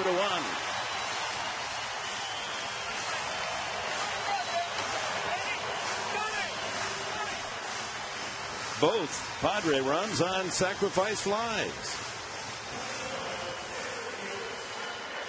Well, the hustle of the big man, number 88, Blanks. You know, that could have been dangerous. You see Torres and Velez. I don't see anybody talking. And it messes up the rhythm of Torres as well. Look, he catches the ball. That's a blocking foul on Velez. And then watch, he catches it. 1-2. He has to stutter step before he gets that throw off. And it's way off line.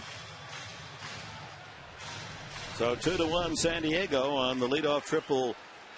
Kyle Blanks, his first major league triple. And he's brought home on Venable sacrifice fly as Will Venable has his 9th RBI to lead the team. And here's Scott Hairston, a single, and he struck out.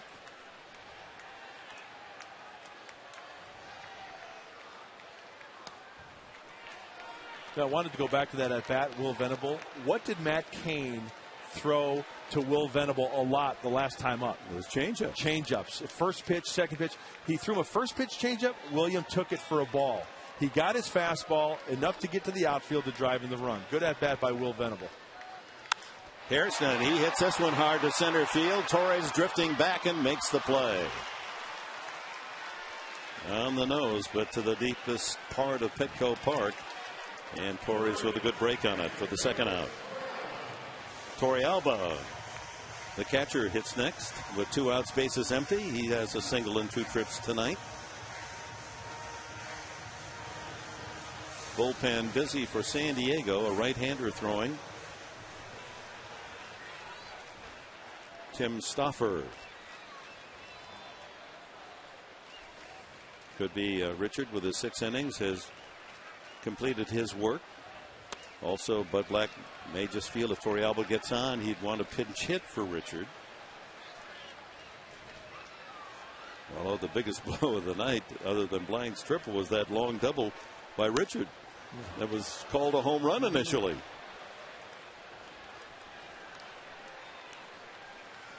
Ball and a strike to Torrealba. Padres hadn't scored a run on a sacrifice fly all season. They get 2 tonight to lead 2-1. Slow curveball. He did not go around. 2-1. The veteran catcher.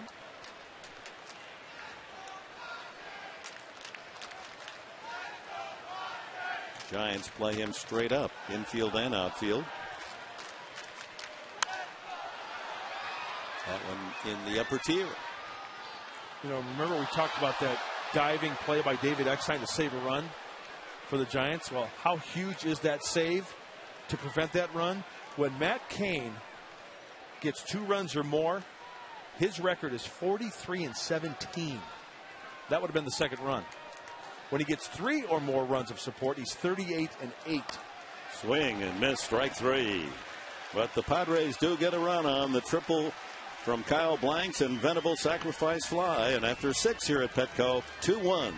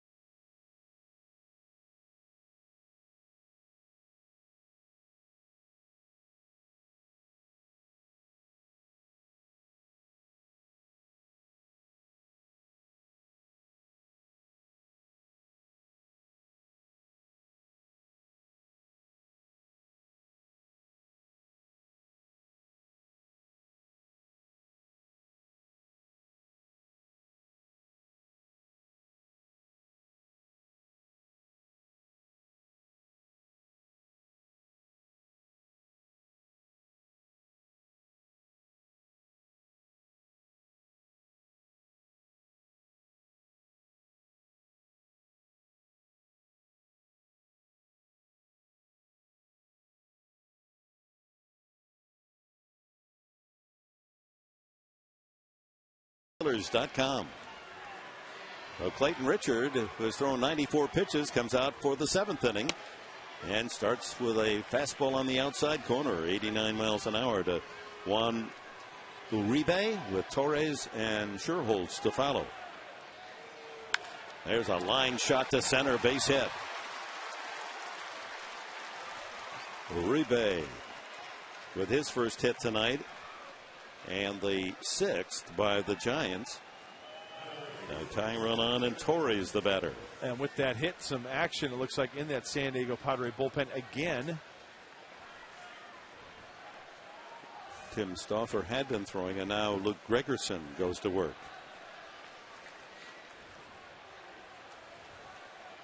Squaring to bunt and taking it low, ball 1 is Torres.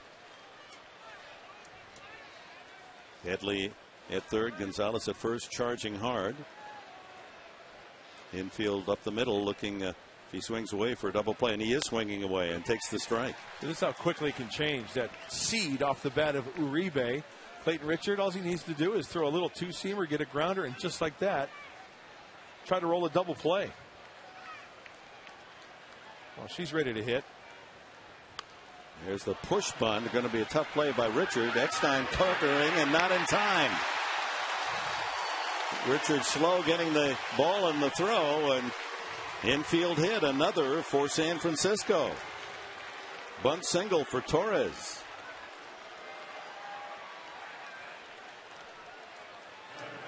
Yeah, it's got to be frustrating for Richard. Oh, yeah. You figure that's got to be an out. Tries to push it. And you know, it looked like maybe Clayton guided the baseball, but he threw a changeup to first base. He sure did. He didn't rear back and throw it hard. Look at it, it's just floater. Hey, and you know what? When you look at that replay, I know you have to think quickly on this, and a pitcher doesn't want to do it purposely. But if he threw one and hit him right in the back, they could have banged him because he was inside the runner. Look at where he's running. He's running on the grass. You hit him right in the numbers, he's out. He's out. They can bang him. So now 2 on and 0 out, and Sherholtz the batter. Infield looking for the bunt. And there it is, perfectly placed to the third baseman. No play accepted first. And the 2 runners move up into scoring position. Uribe to third, Torres to second. And the pitcher spot, Matt Cain, is up. So we're going to have a pinch hitter for him. I was wondering why, when Chase Headley looked up to third base with runners on first and second, I was wondering why Everett Cabrera wasn't trailing at third base for maybe the possible force play at third. Out of the dugout comes Mark DeRosa to hit for the Giants. DeRosa injured quadriceps, so he's just been used as a pinch hitter since the Dodger series. Has always hit well here at Petco. 364 lifetime for DeRosa. But Black out with a lineup card, so apparently he's going to make a double switch. Second and third, 1 out in the 7th inning. No move to the pen as yet.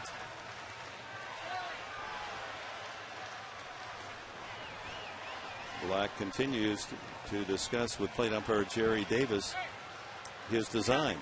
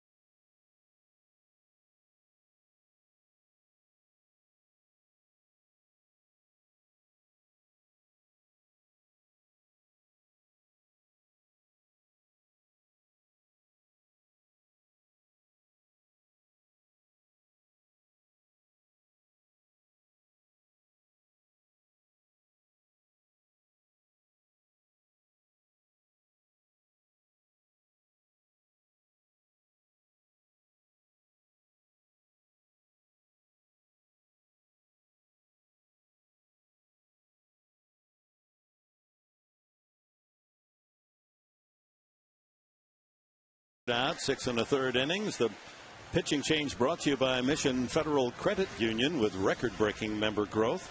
Make your move. Open an account tomorrow.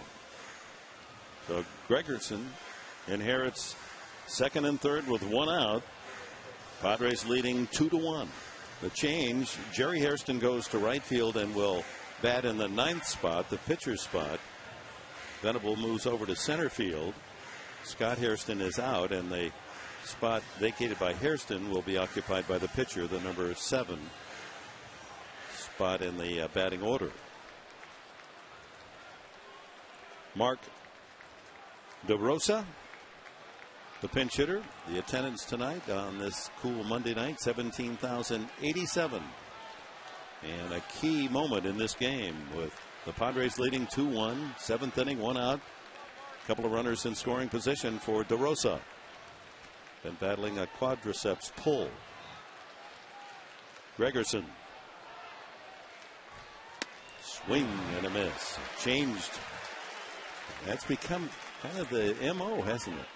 Or a slider, only 83 miles an hour. And the Padres will give up a run for an out here. Middle of the infield. Eckstein and Cabrera playing back. Everybody playing back.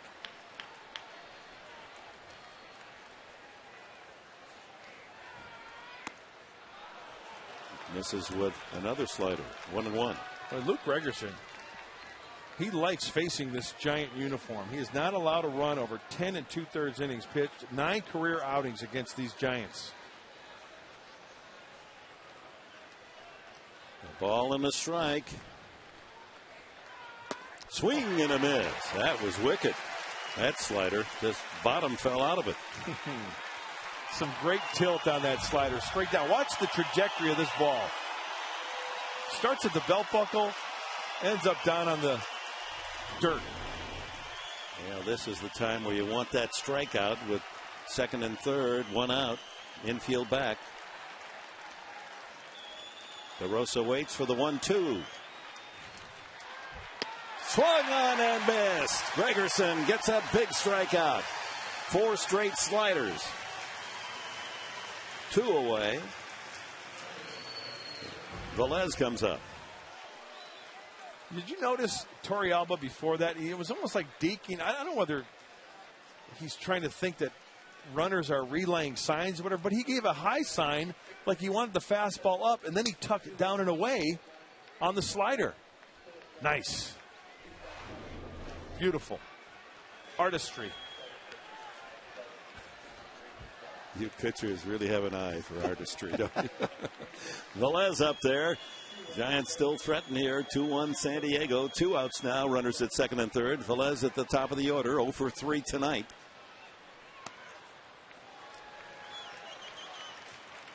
Switch hitter Velez 0 for 3 right-handed. As we told you earlier in the game, he's been a lot tougher as a left-handed hitter. 6 for 15, batting .400 this year from the left side.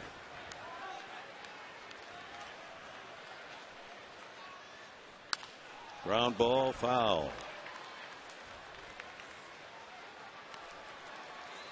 Gregerson throws a fastball. We know about that slider and the changeup.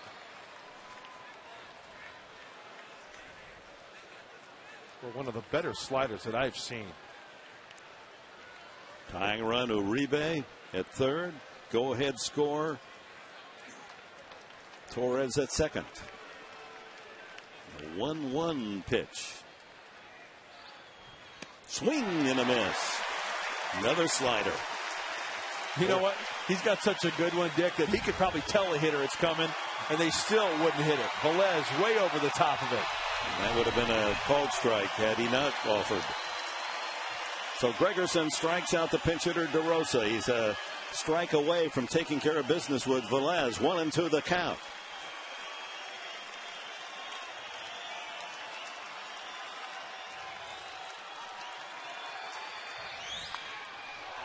Fouled out of play.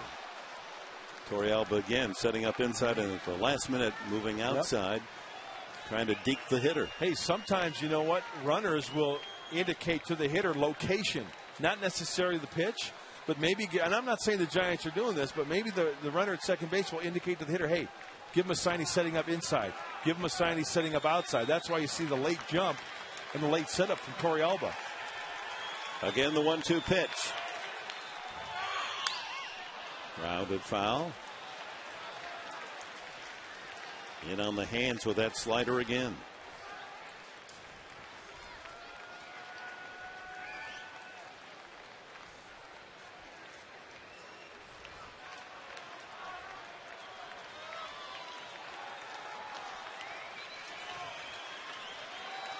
Gino Velez in a spot where a base hit can give the Giants the lead. Gregerson trying to pitch his way out of this 7th inning. 1-2. And look at Torrealba tapping, keep it low. Popped him up. Gonzalez over near the railing and can't quite get there. It's three rows back. The wind that was at times brisk during batting practice and the start of the game, and now the flag's just limp on the staff out there in right field. If the wind was blowing in that direction where that foul ball would be taken out of play. We can see the wind's blowing straight down tonight. Hate when that happens. Now, Torrealba had a little chat with Luke Gregerson. I have no idea what he was talking about, but where he sets up will indicate what he wants to throw. I'm going to bet it's going to be the slider, wouldn't you think? Right? That's his money pitch. It's just a matter of location. You want to try to backdoor it. You want to try to bury it down and in. 1-2. Velez has fouled off 3 in a row. And this one lined into the second deck to the left. A slider that time. Looked like he tried to backdoor that pitch, and it didn't have quite the bite. Watch Torrealba. He's got the glove on the ground. He wants it, but you know, the higher the slider, the less it will break. I guarantee you, if he starts that one lower, it's going to bite lower and have more tilt. Has he thrown anything but a slider? I think these two batters. To these two batters, I don't believe so. He may have. Torrealba starts setting up on the outside. Now he moves outside. Swung on and missed. Strike 3. What a job by Luke Gregerson. Inherits second and third with 1 out. Strikes out pinch hitter DeRosa and fans Velez to end the inning. The Giants strand 2 in scoring position. Stretch half of the 7th at Petco. Padres lead 2-1.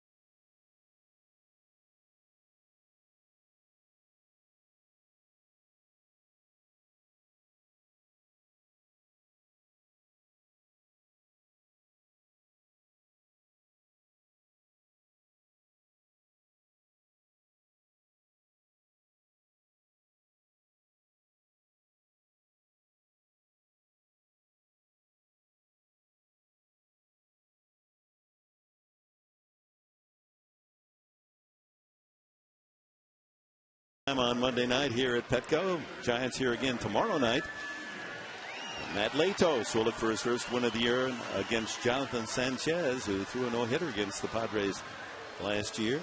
And then a day game Wednesday at 3:35, John Garland and Todd Wellemeyer. Dan Runzler on relief, the left-hander out of the bullpen for Bruce Bochy. A fastball, slider, and a change.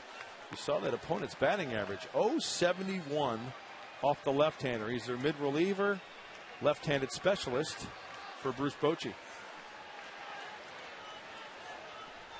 Runzler will face Jerry Hairston. Hairston inserted in the game in the top half of the inning, and Jerry fouls this one away.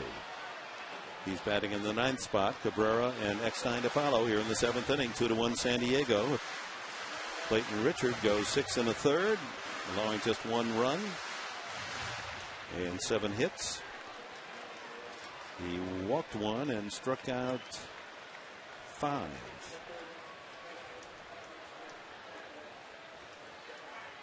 Hairston takes a fastball for a strike. 95 on that one. Matt Cain goes 6 innings, allows 2 earned runs on 7 hits. He walked only 1 and struck out 4.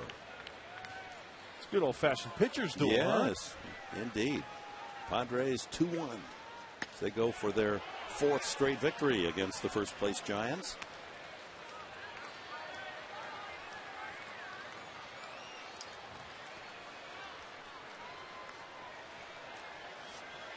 Kyle Blank's triple and scored on the sacrifice fly. Will Venable, the difference in the game. The 1-2 pitch inside again.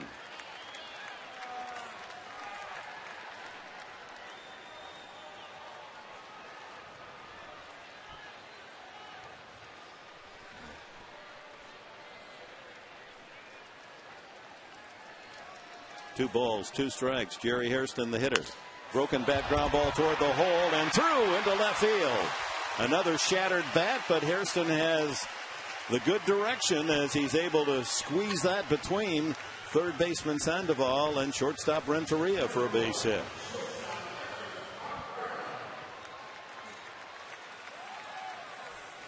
Top of the order, Everett Cabrera, a single in 3 trips, scored the first run of the game back in the first inning. He led off with a line single, moved to third on the hit and run base hit from Eckstein, and came home on Adrian Gonzalez sacrifice fly.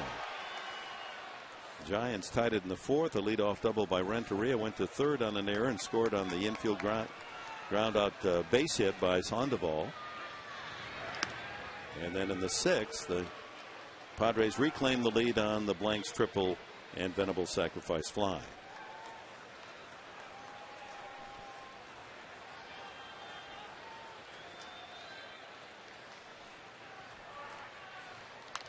Cabrera, well-placed bunt. Huff runs into his pitcher, but still able to whirl and throw out Cabrera. Sacrifice goes 3-4. Well, we've got Giants running into the Giants in the infield and also in the outfield. We saw it earlier. Velez and Torres colliding. Well, Huff and Runzler want to get into the act. Made it a close play at first. So the runner moves up. Potential insurance run at second base in the form of Jerry Hairston, and Eckstein and Gonzalez will have a chance to drive him home.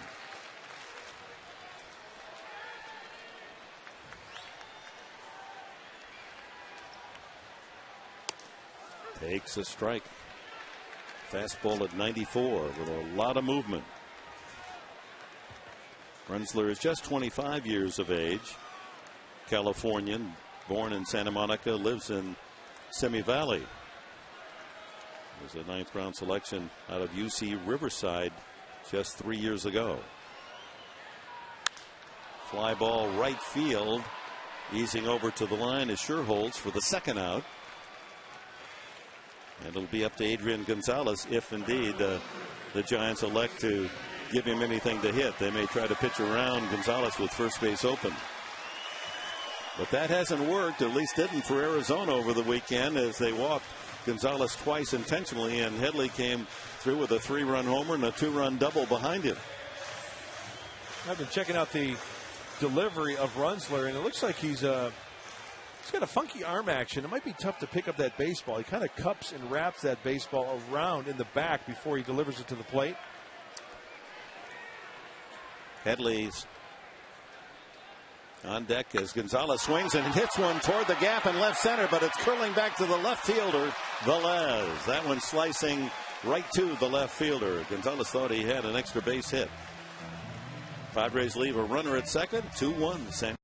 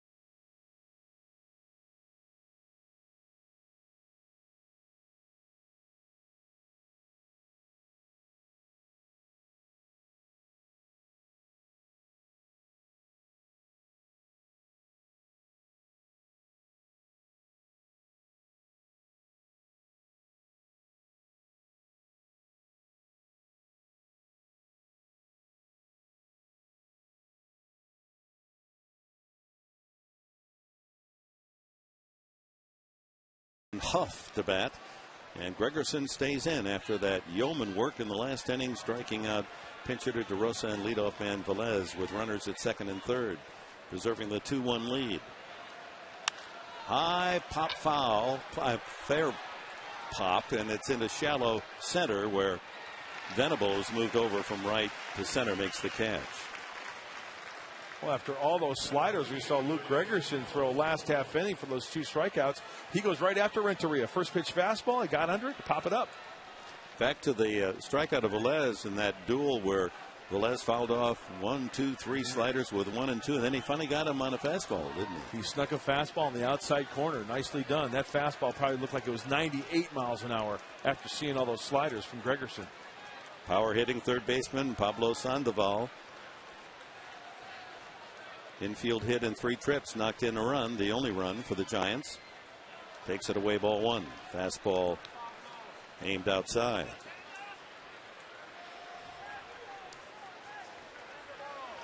Boy, Sandoval, what a season he had last year, this big guy. Ripped up the middle, Cabrera playing him just right and throws him out. He's a hefty guy, but he can motor. Yes, he can. I'd like to see a race between he and Kyle Blanks.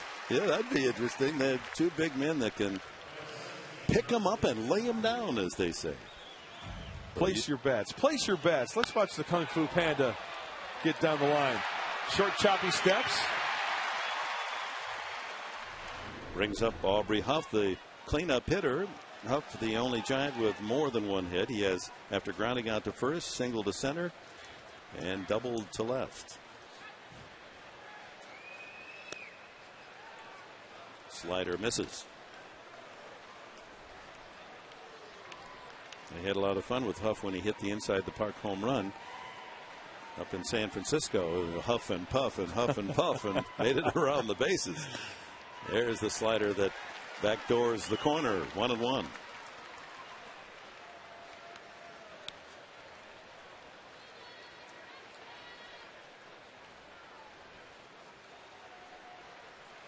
Base is empty, 2 outs. Fastball sails outside, 2-1.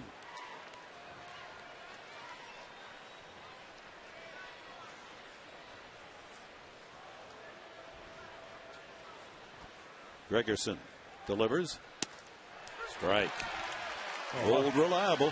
Yeah, Huff didn't like that call. Thought it was up and maybe off the plate. And some hitters will say, hey, is that as high as you're going to go? Just so I can get an idea of what the strike zone is going to be like. 33-year-old veteran digs in, 2-2, and this one fouled away. Won the Silver Slugger Award as the DH in the American League 2 years ago. 10 years in the big leagues for Aubrey Huff. And as the DH, he hit well over 300 with the Baltimore Orioles. 2-2 the pitch, and it's rolled to the right side to Eckstein. 1, 2, 3 for Gregerson in the 8th. We go to the bottom of the 8th. It'll be Headley, Blanks, and Venable for the Padres.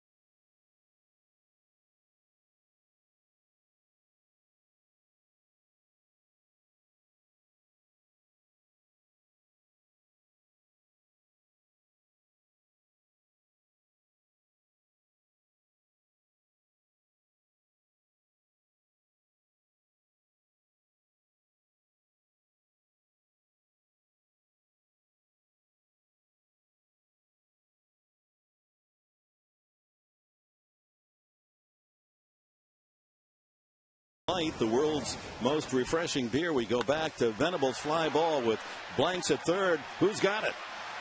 You got it. I'll take it. A little bit of confusion. And Torres had a little extra hip-hop step before he threw that ball plateward, and that might have been the difference in a good or bad throw. It resulted in a sac fly, number 9 RBI for Will Venable. And the 2-1 lead as we go to the bottom of the 8th inning, and Headley blanks and Venable do. Against Dan Brunsler, his second inning of work in relief of Matt Cain. Foul out of play as Headley hitting from the right side against this big left-hander. Brunsler fills up that mound area. He's 6'4" and 233. That's a keeper. 1-1 pitch. Again, it's fouled. Off the facing of the second deck and caroms down into the box seats behind the dugout of the Padres. Through several hands before a fan jumps with joy with a souvenir. They must be eating a lot of popcorn down there in that section because you're right, it was sliding through a lot of hands. 1-2. Breaking ball low and inside.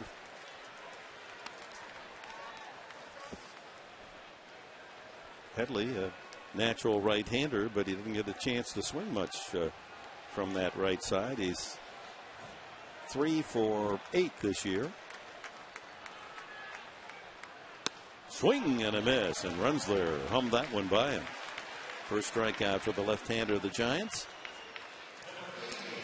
Kyle Blanks, the only Padre with more than a hit. He's got a couple after striking out his first time up, a single to left and a triple into the left field corner.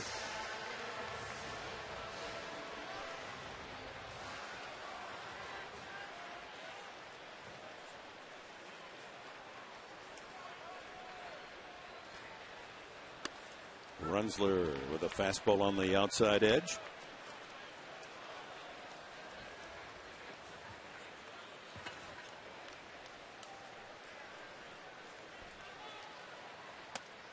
One and one from Dan Joseph Runsler. Came up to the big leagues for the first time last year. Pitched in 11 games, just 8 2/3 innings. Struck out 11 in 8 2/3. Impressed the Giants enough, makes the roster, 25-man roster this year. Swing and a miss. Well, I can see why he's got the stuff to where he is more than a strikeout an inning type pitcher after listening to those numbers. 1-2 the count.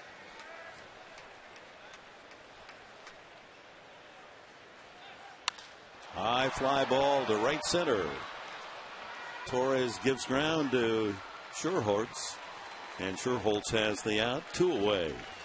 Reminder to stay tuned for the Sequan Casino postgame show immediately following our action here on Channel 4 San Diego. Sequan Casino, San Diego's daycation getaway.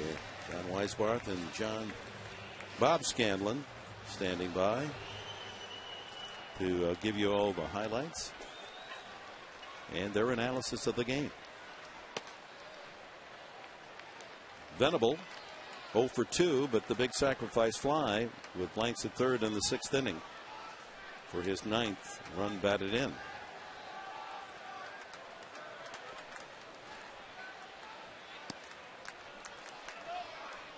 We'll say he did not attempt a bunt. 2-0.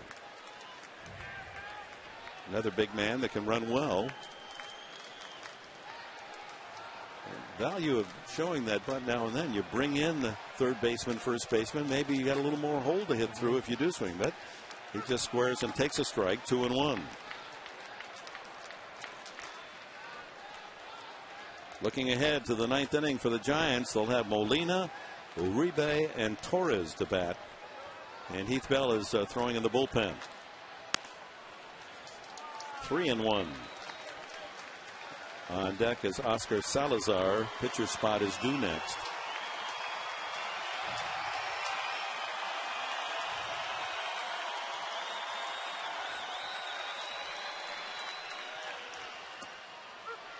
Across the letters, 3-2 with a fastball at 95.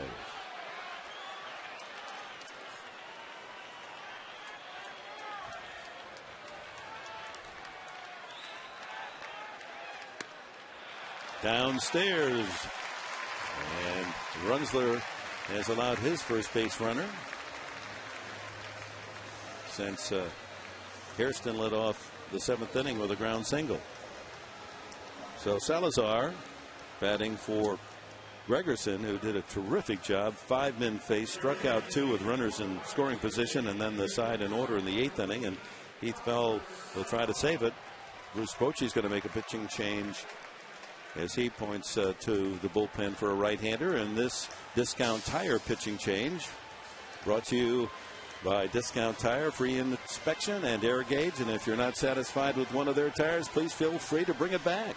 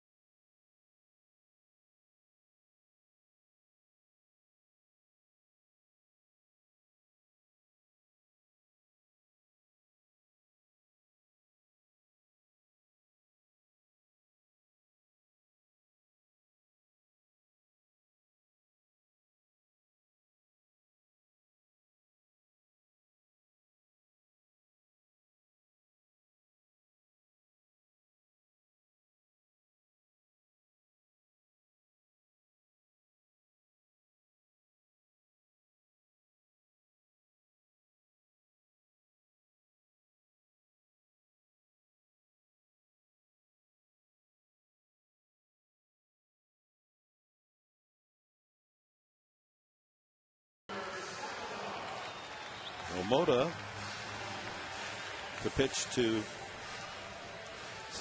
Oscar Salazar, the pinch hitter for San Diego. Guillermo Moda throws a fastball. He can get up there about 96 now. Sinks it. A slider and also a changeup.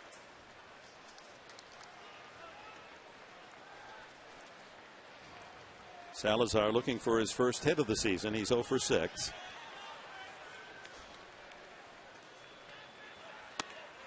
Outside and high, 91 miles an hour, and they're keeping an eye on Venable, a threat to steal.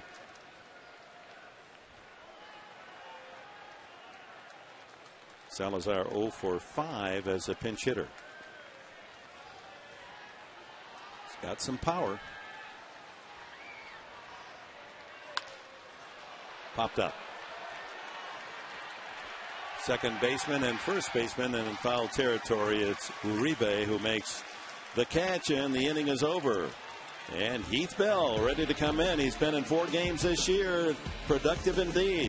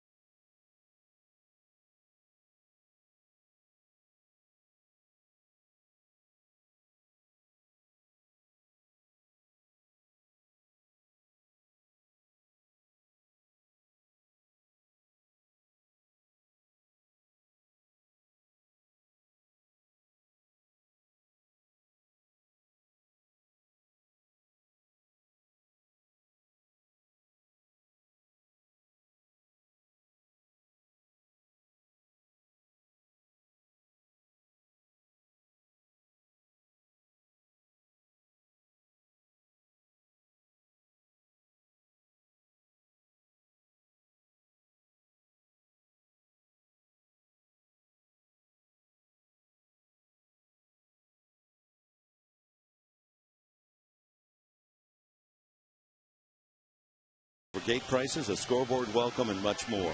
Petco Park offers exciting group facilities to fit your specific group's needs. Reserve your group tickets today by calling 619-795-5555.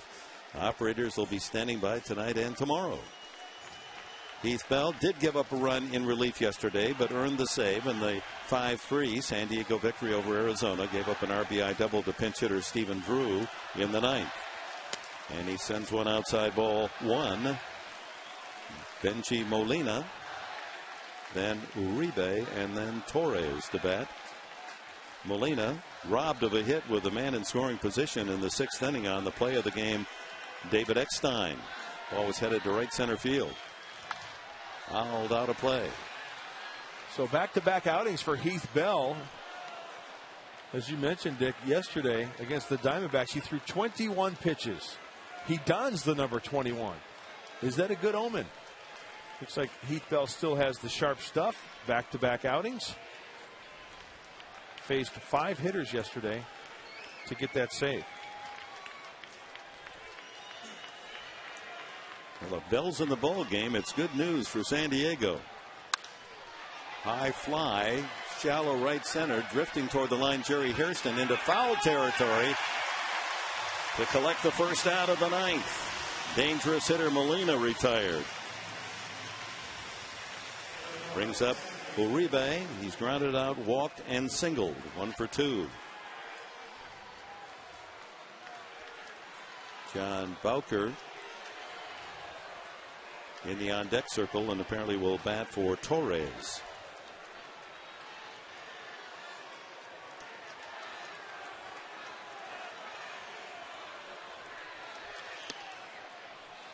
This is with a slider.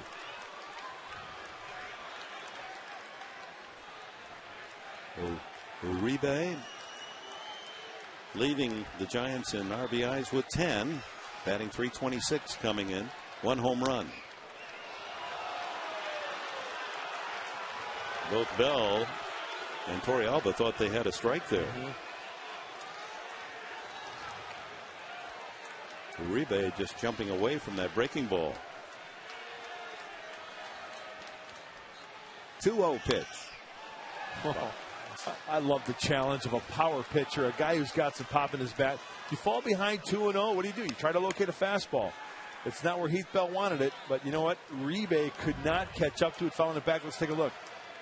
Above the belt, and he didn't get cheated on that pitch. No, right at the top of the strike zone. The burly right-hander, Heath Bell.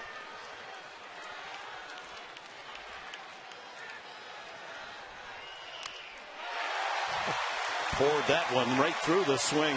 96 miles an hour. A heater from Bell. 2-2 now to Uribe.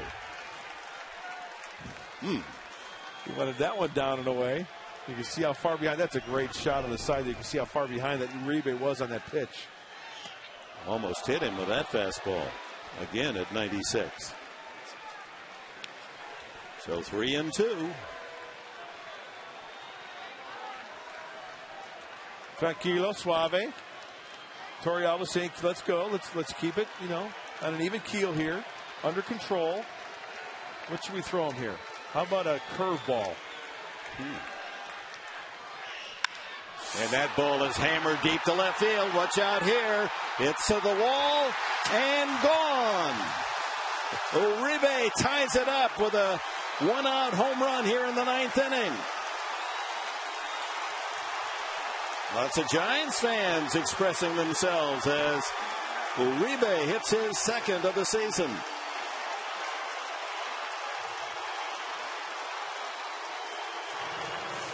Breaking ball stayed right in the heart of the plate, didn't it? You know what? I'll never question a pitch. It's always the location of that pitch. A curveball would have been fine and dandy if he would have bounced it, right? Now, when you look at prior pitches to that, Heath was throwing the fastball by him, right? He had a tough time catching up to it.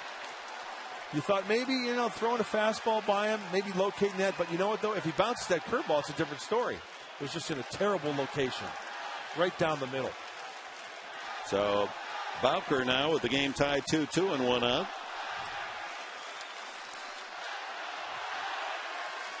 Comes off the bench. Oh, Torres does. They keep Torres in the game now with Uribe tying it up. Torres stays in. Bowker goes back into the dugout.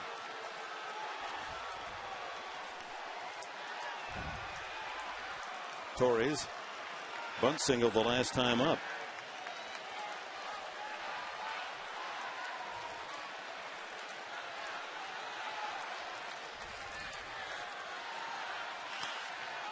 Breaking ball.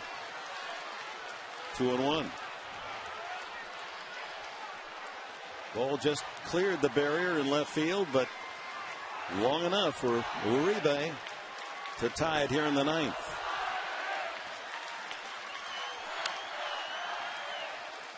Fouled off 2-2. Nate Sherholtz is on deck for San Francisco. So in the bottom of the ninth inning, looking ahead, it'll be Torrealba, Hairston, Jerry Hairston, and the top of the order Cabrera for San Diego.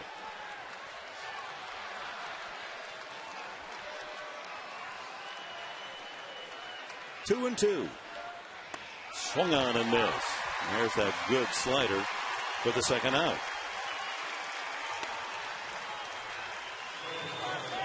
Another left-handed batter. Sherholtz comes up. Infield hit, struck out, and sacrificed 1 for 2. Well, you could see how visibly upset Heath Bell is after giving up that home run. But you know what, though? As a closer, it's going to happen. How do you rebound? He rebounded nicely with that strikeout. This is a big out here.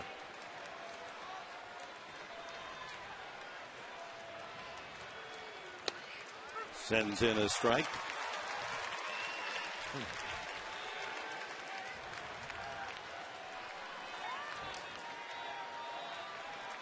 Two runs, 8 hits aside here in the ninth inning. That one chopped by the mound. That's going to be a tough play for Eckstein. Shovels and doesn't get him. Another infield hit for Sherholtz. Goodness, the Giants have pounded the ball in the dirt. That's their 4th infield hit. One of them a bunt single. And now John Bowker will come up to hit as he'll bat for the pitcher, Guillermo Mota.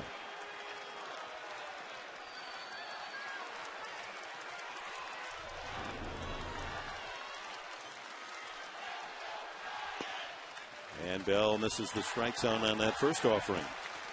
Bochy certainly has a wealth of left-handed bats on this roster, doesn't he?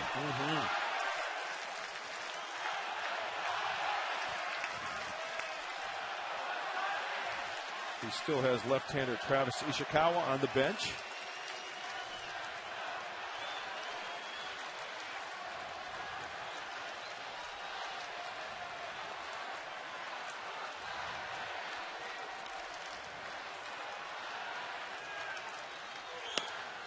Right, with the slider, 1-1.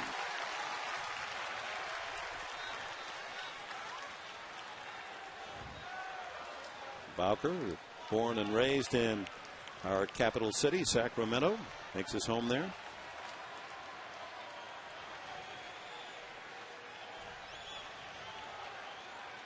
Runner goes. Torrealba, not in time.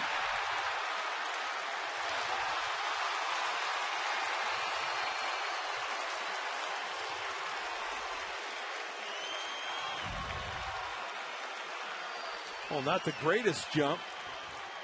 Good pitch to handle for Torrealba, and it's the short hop that got him.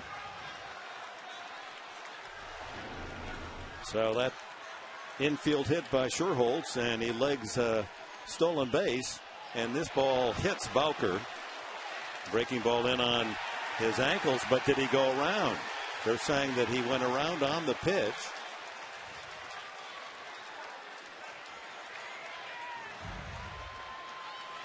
Let's see what happens here. Hit him right in the kneecap, and the runner at second base had advanced to third. They sent him back to second. Yeah, he definitely went on that one, no doubt. 2-2.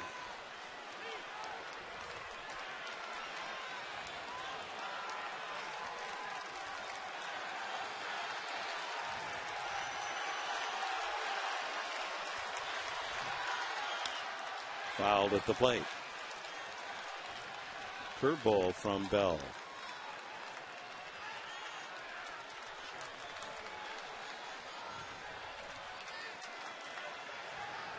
Giants trying to take the lead for the first time tonight after the home run by Uribe tied it here in the ninth. Infield hit and a stolen base by Sherholtz out at second, and 2-2 to the pinch hitter. Another foul ball. Curveball again from Bell. He probably throws one of the hardest curveballs I've ever seen. It's about 84 to 86 miles an hour. He just grips it, turns that wrist, and rips it. Throws it as hard as he can. It's not that big looping curveball.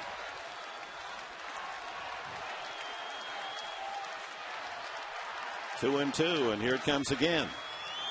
Swung on and missed, strike three. 94-mile-an-hour fastball, but a home run by Uribe has tied it at 2 as we go to the bottom of the ninth inning here at Petco.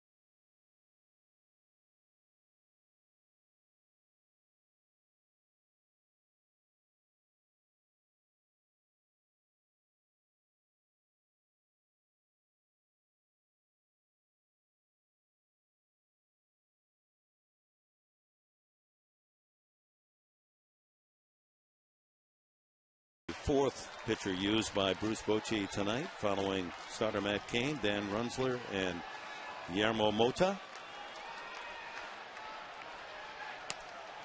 First pitch, fastball to Yorvik Torrealba.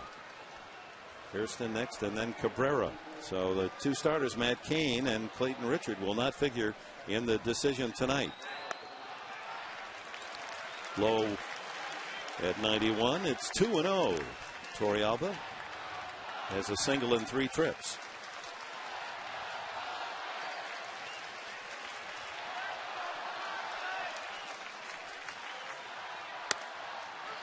Fires that fastball down the heart of the plate. 93.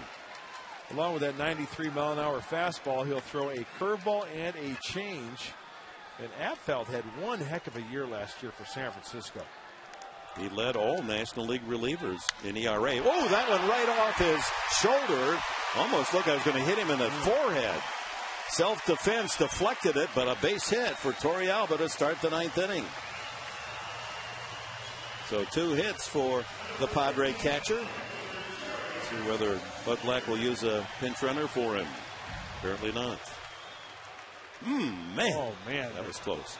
It's amazing what the human body can do and react to get that leather up. Rudely dumped on the mound by that comeback line drive.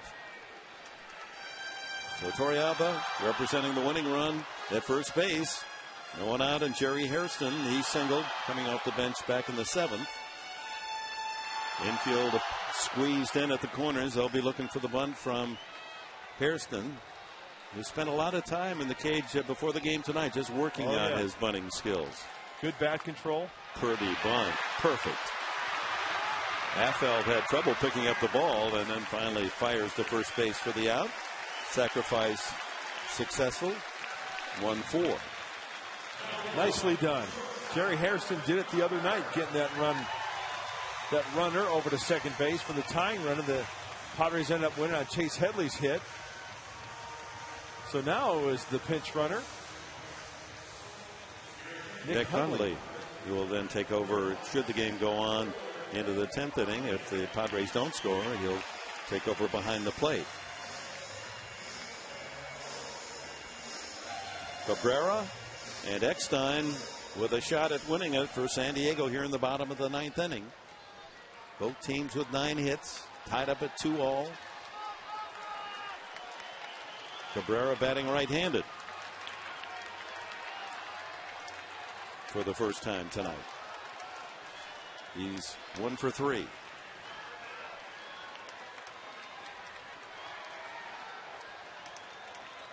Hundley checking on shortstop Renteria as he takes his lead off second.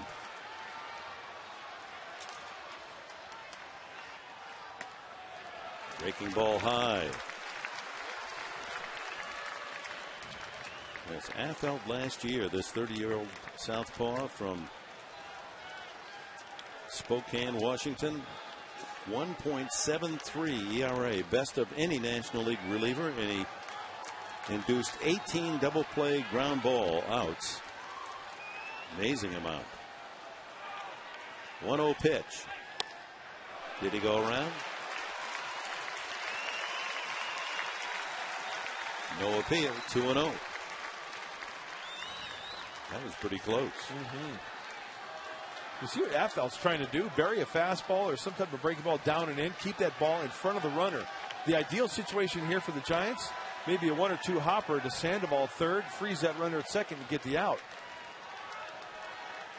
2-0. Cabrera swinging if he likes it. And he is. And he lines it to right field, but it's right at the right fielder. Hundley is running all the way, and it's an easy double play. Oh, my. That ball hit so hard by Cabrera, it carried to the right fielder Sherholtz, and we go extra innings tied at 2.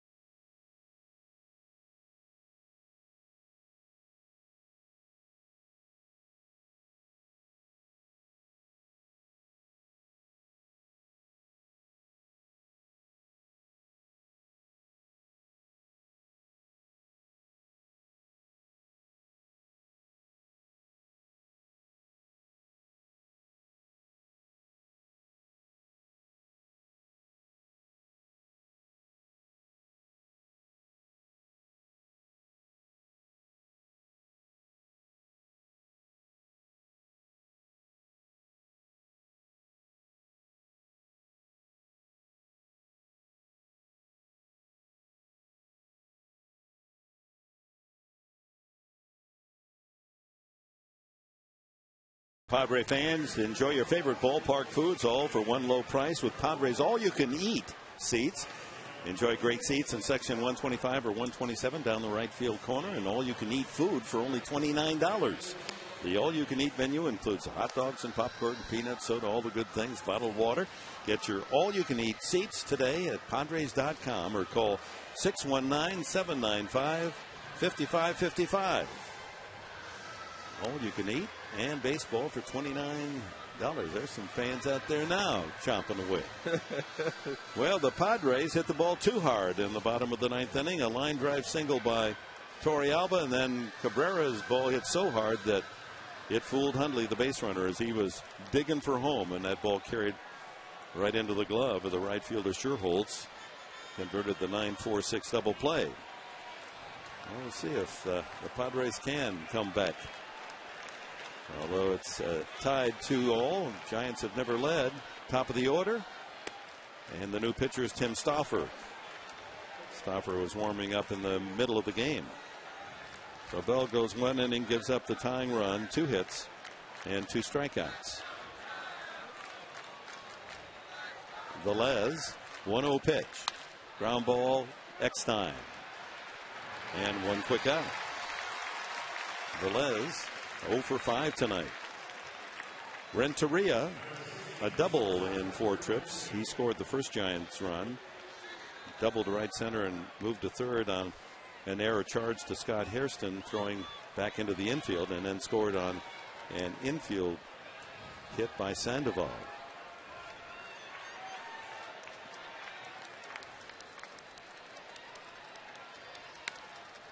Drag bunt, and it's a beauty. Headley, no chance. Renteria legs it out, the veteran, with a perfectly placed bunt. The 5th infield hit by the Giants tonight. That was perfectly executed, because Chase Headley looked like, to me, he was playing beyond the bag at third base. If you're hitting second, third, the sneak attack, and that looked like it was a breaking ball down. Yeah, Chase does the right thing. He fields it cleanly, but you know what? No chance. Don't want to throw it up the line and get him in the scoring position. So that brings up Pablo Sandoval. Infield hit that drove in the run, 1 for 4. He hits it high and foul down the left field side.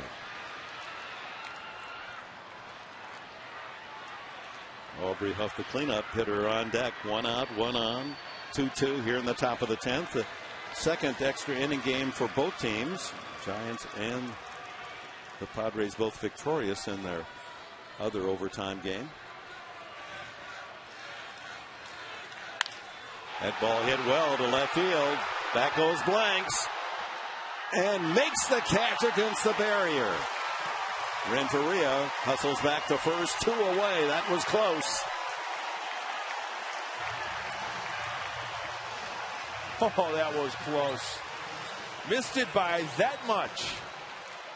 And it was tailing into the shorter part of the corner as Blanks tracked it down. Sandoval thought he had it. Fastball high and away. We saw Sandoval swinging a pitch higher than that last year. Almost where that emblem is on his cap, the SF. Aubrey Huff. Renteria keeping an eye on him. Oh, Dick, you're right. That ball is, if it's 10 more feet to the left towards the line, that ball's got a chance of getting out of here. Yeah, it was right at the top of the wall where Blanks caught it. Huff backs away. Hard slider.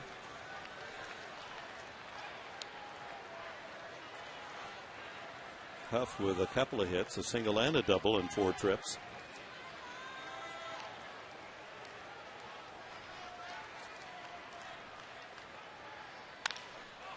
Fly to right field. Hey, Hairston hustles in. And the Giants are out in the 10th. A close call. Sandoval flirting with a go-ahead home run. Denied on the track by Blanks. We go to the bottom of the 10th.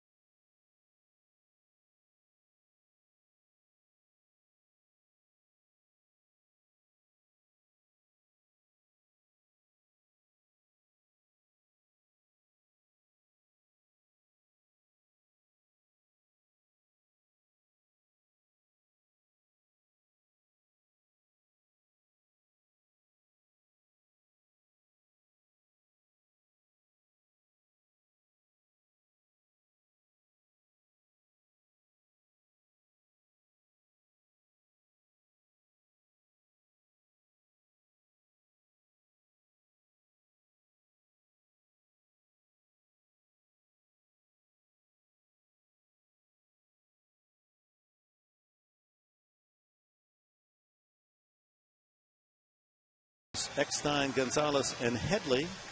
Affeldo came up to the big leagues 8 years ago with Kansas City, 4 years with the Royals, 5 years, then to Colorado for 3, and San Francisco last year, 2-2 was his record, 1.73 ERA in 74 games.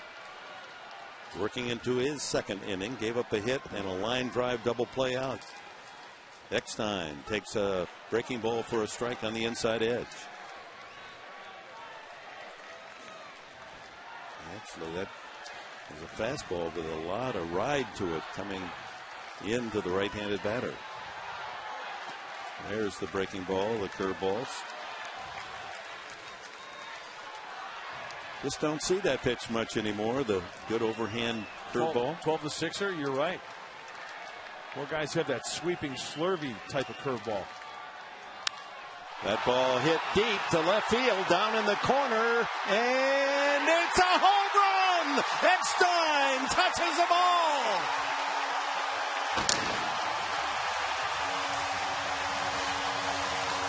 Little man with a big blow. 3-2 San Diego.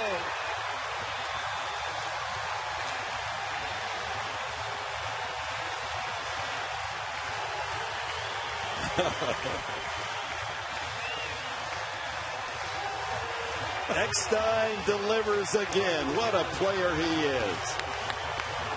Pulled that one sharply down the line, and it just stayed fair, very close, and bangs into the brick wall just under the 336 sign and left.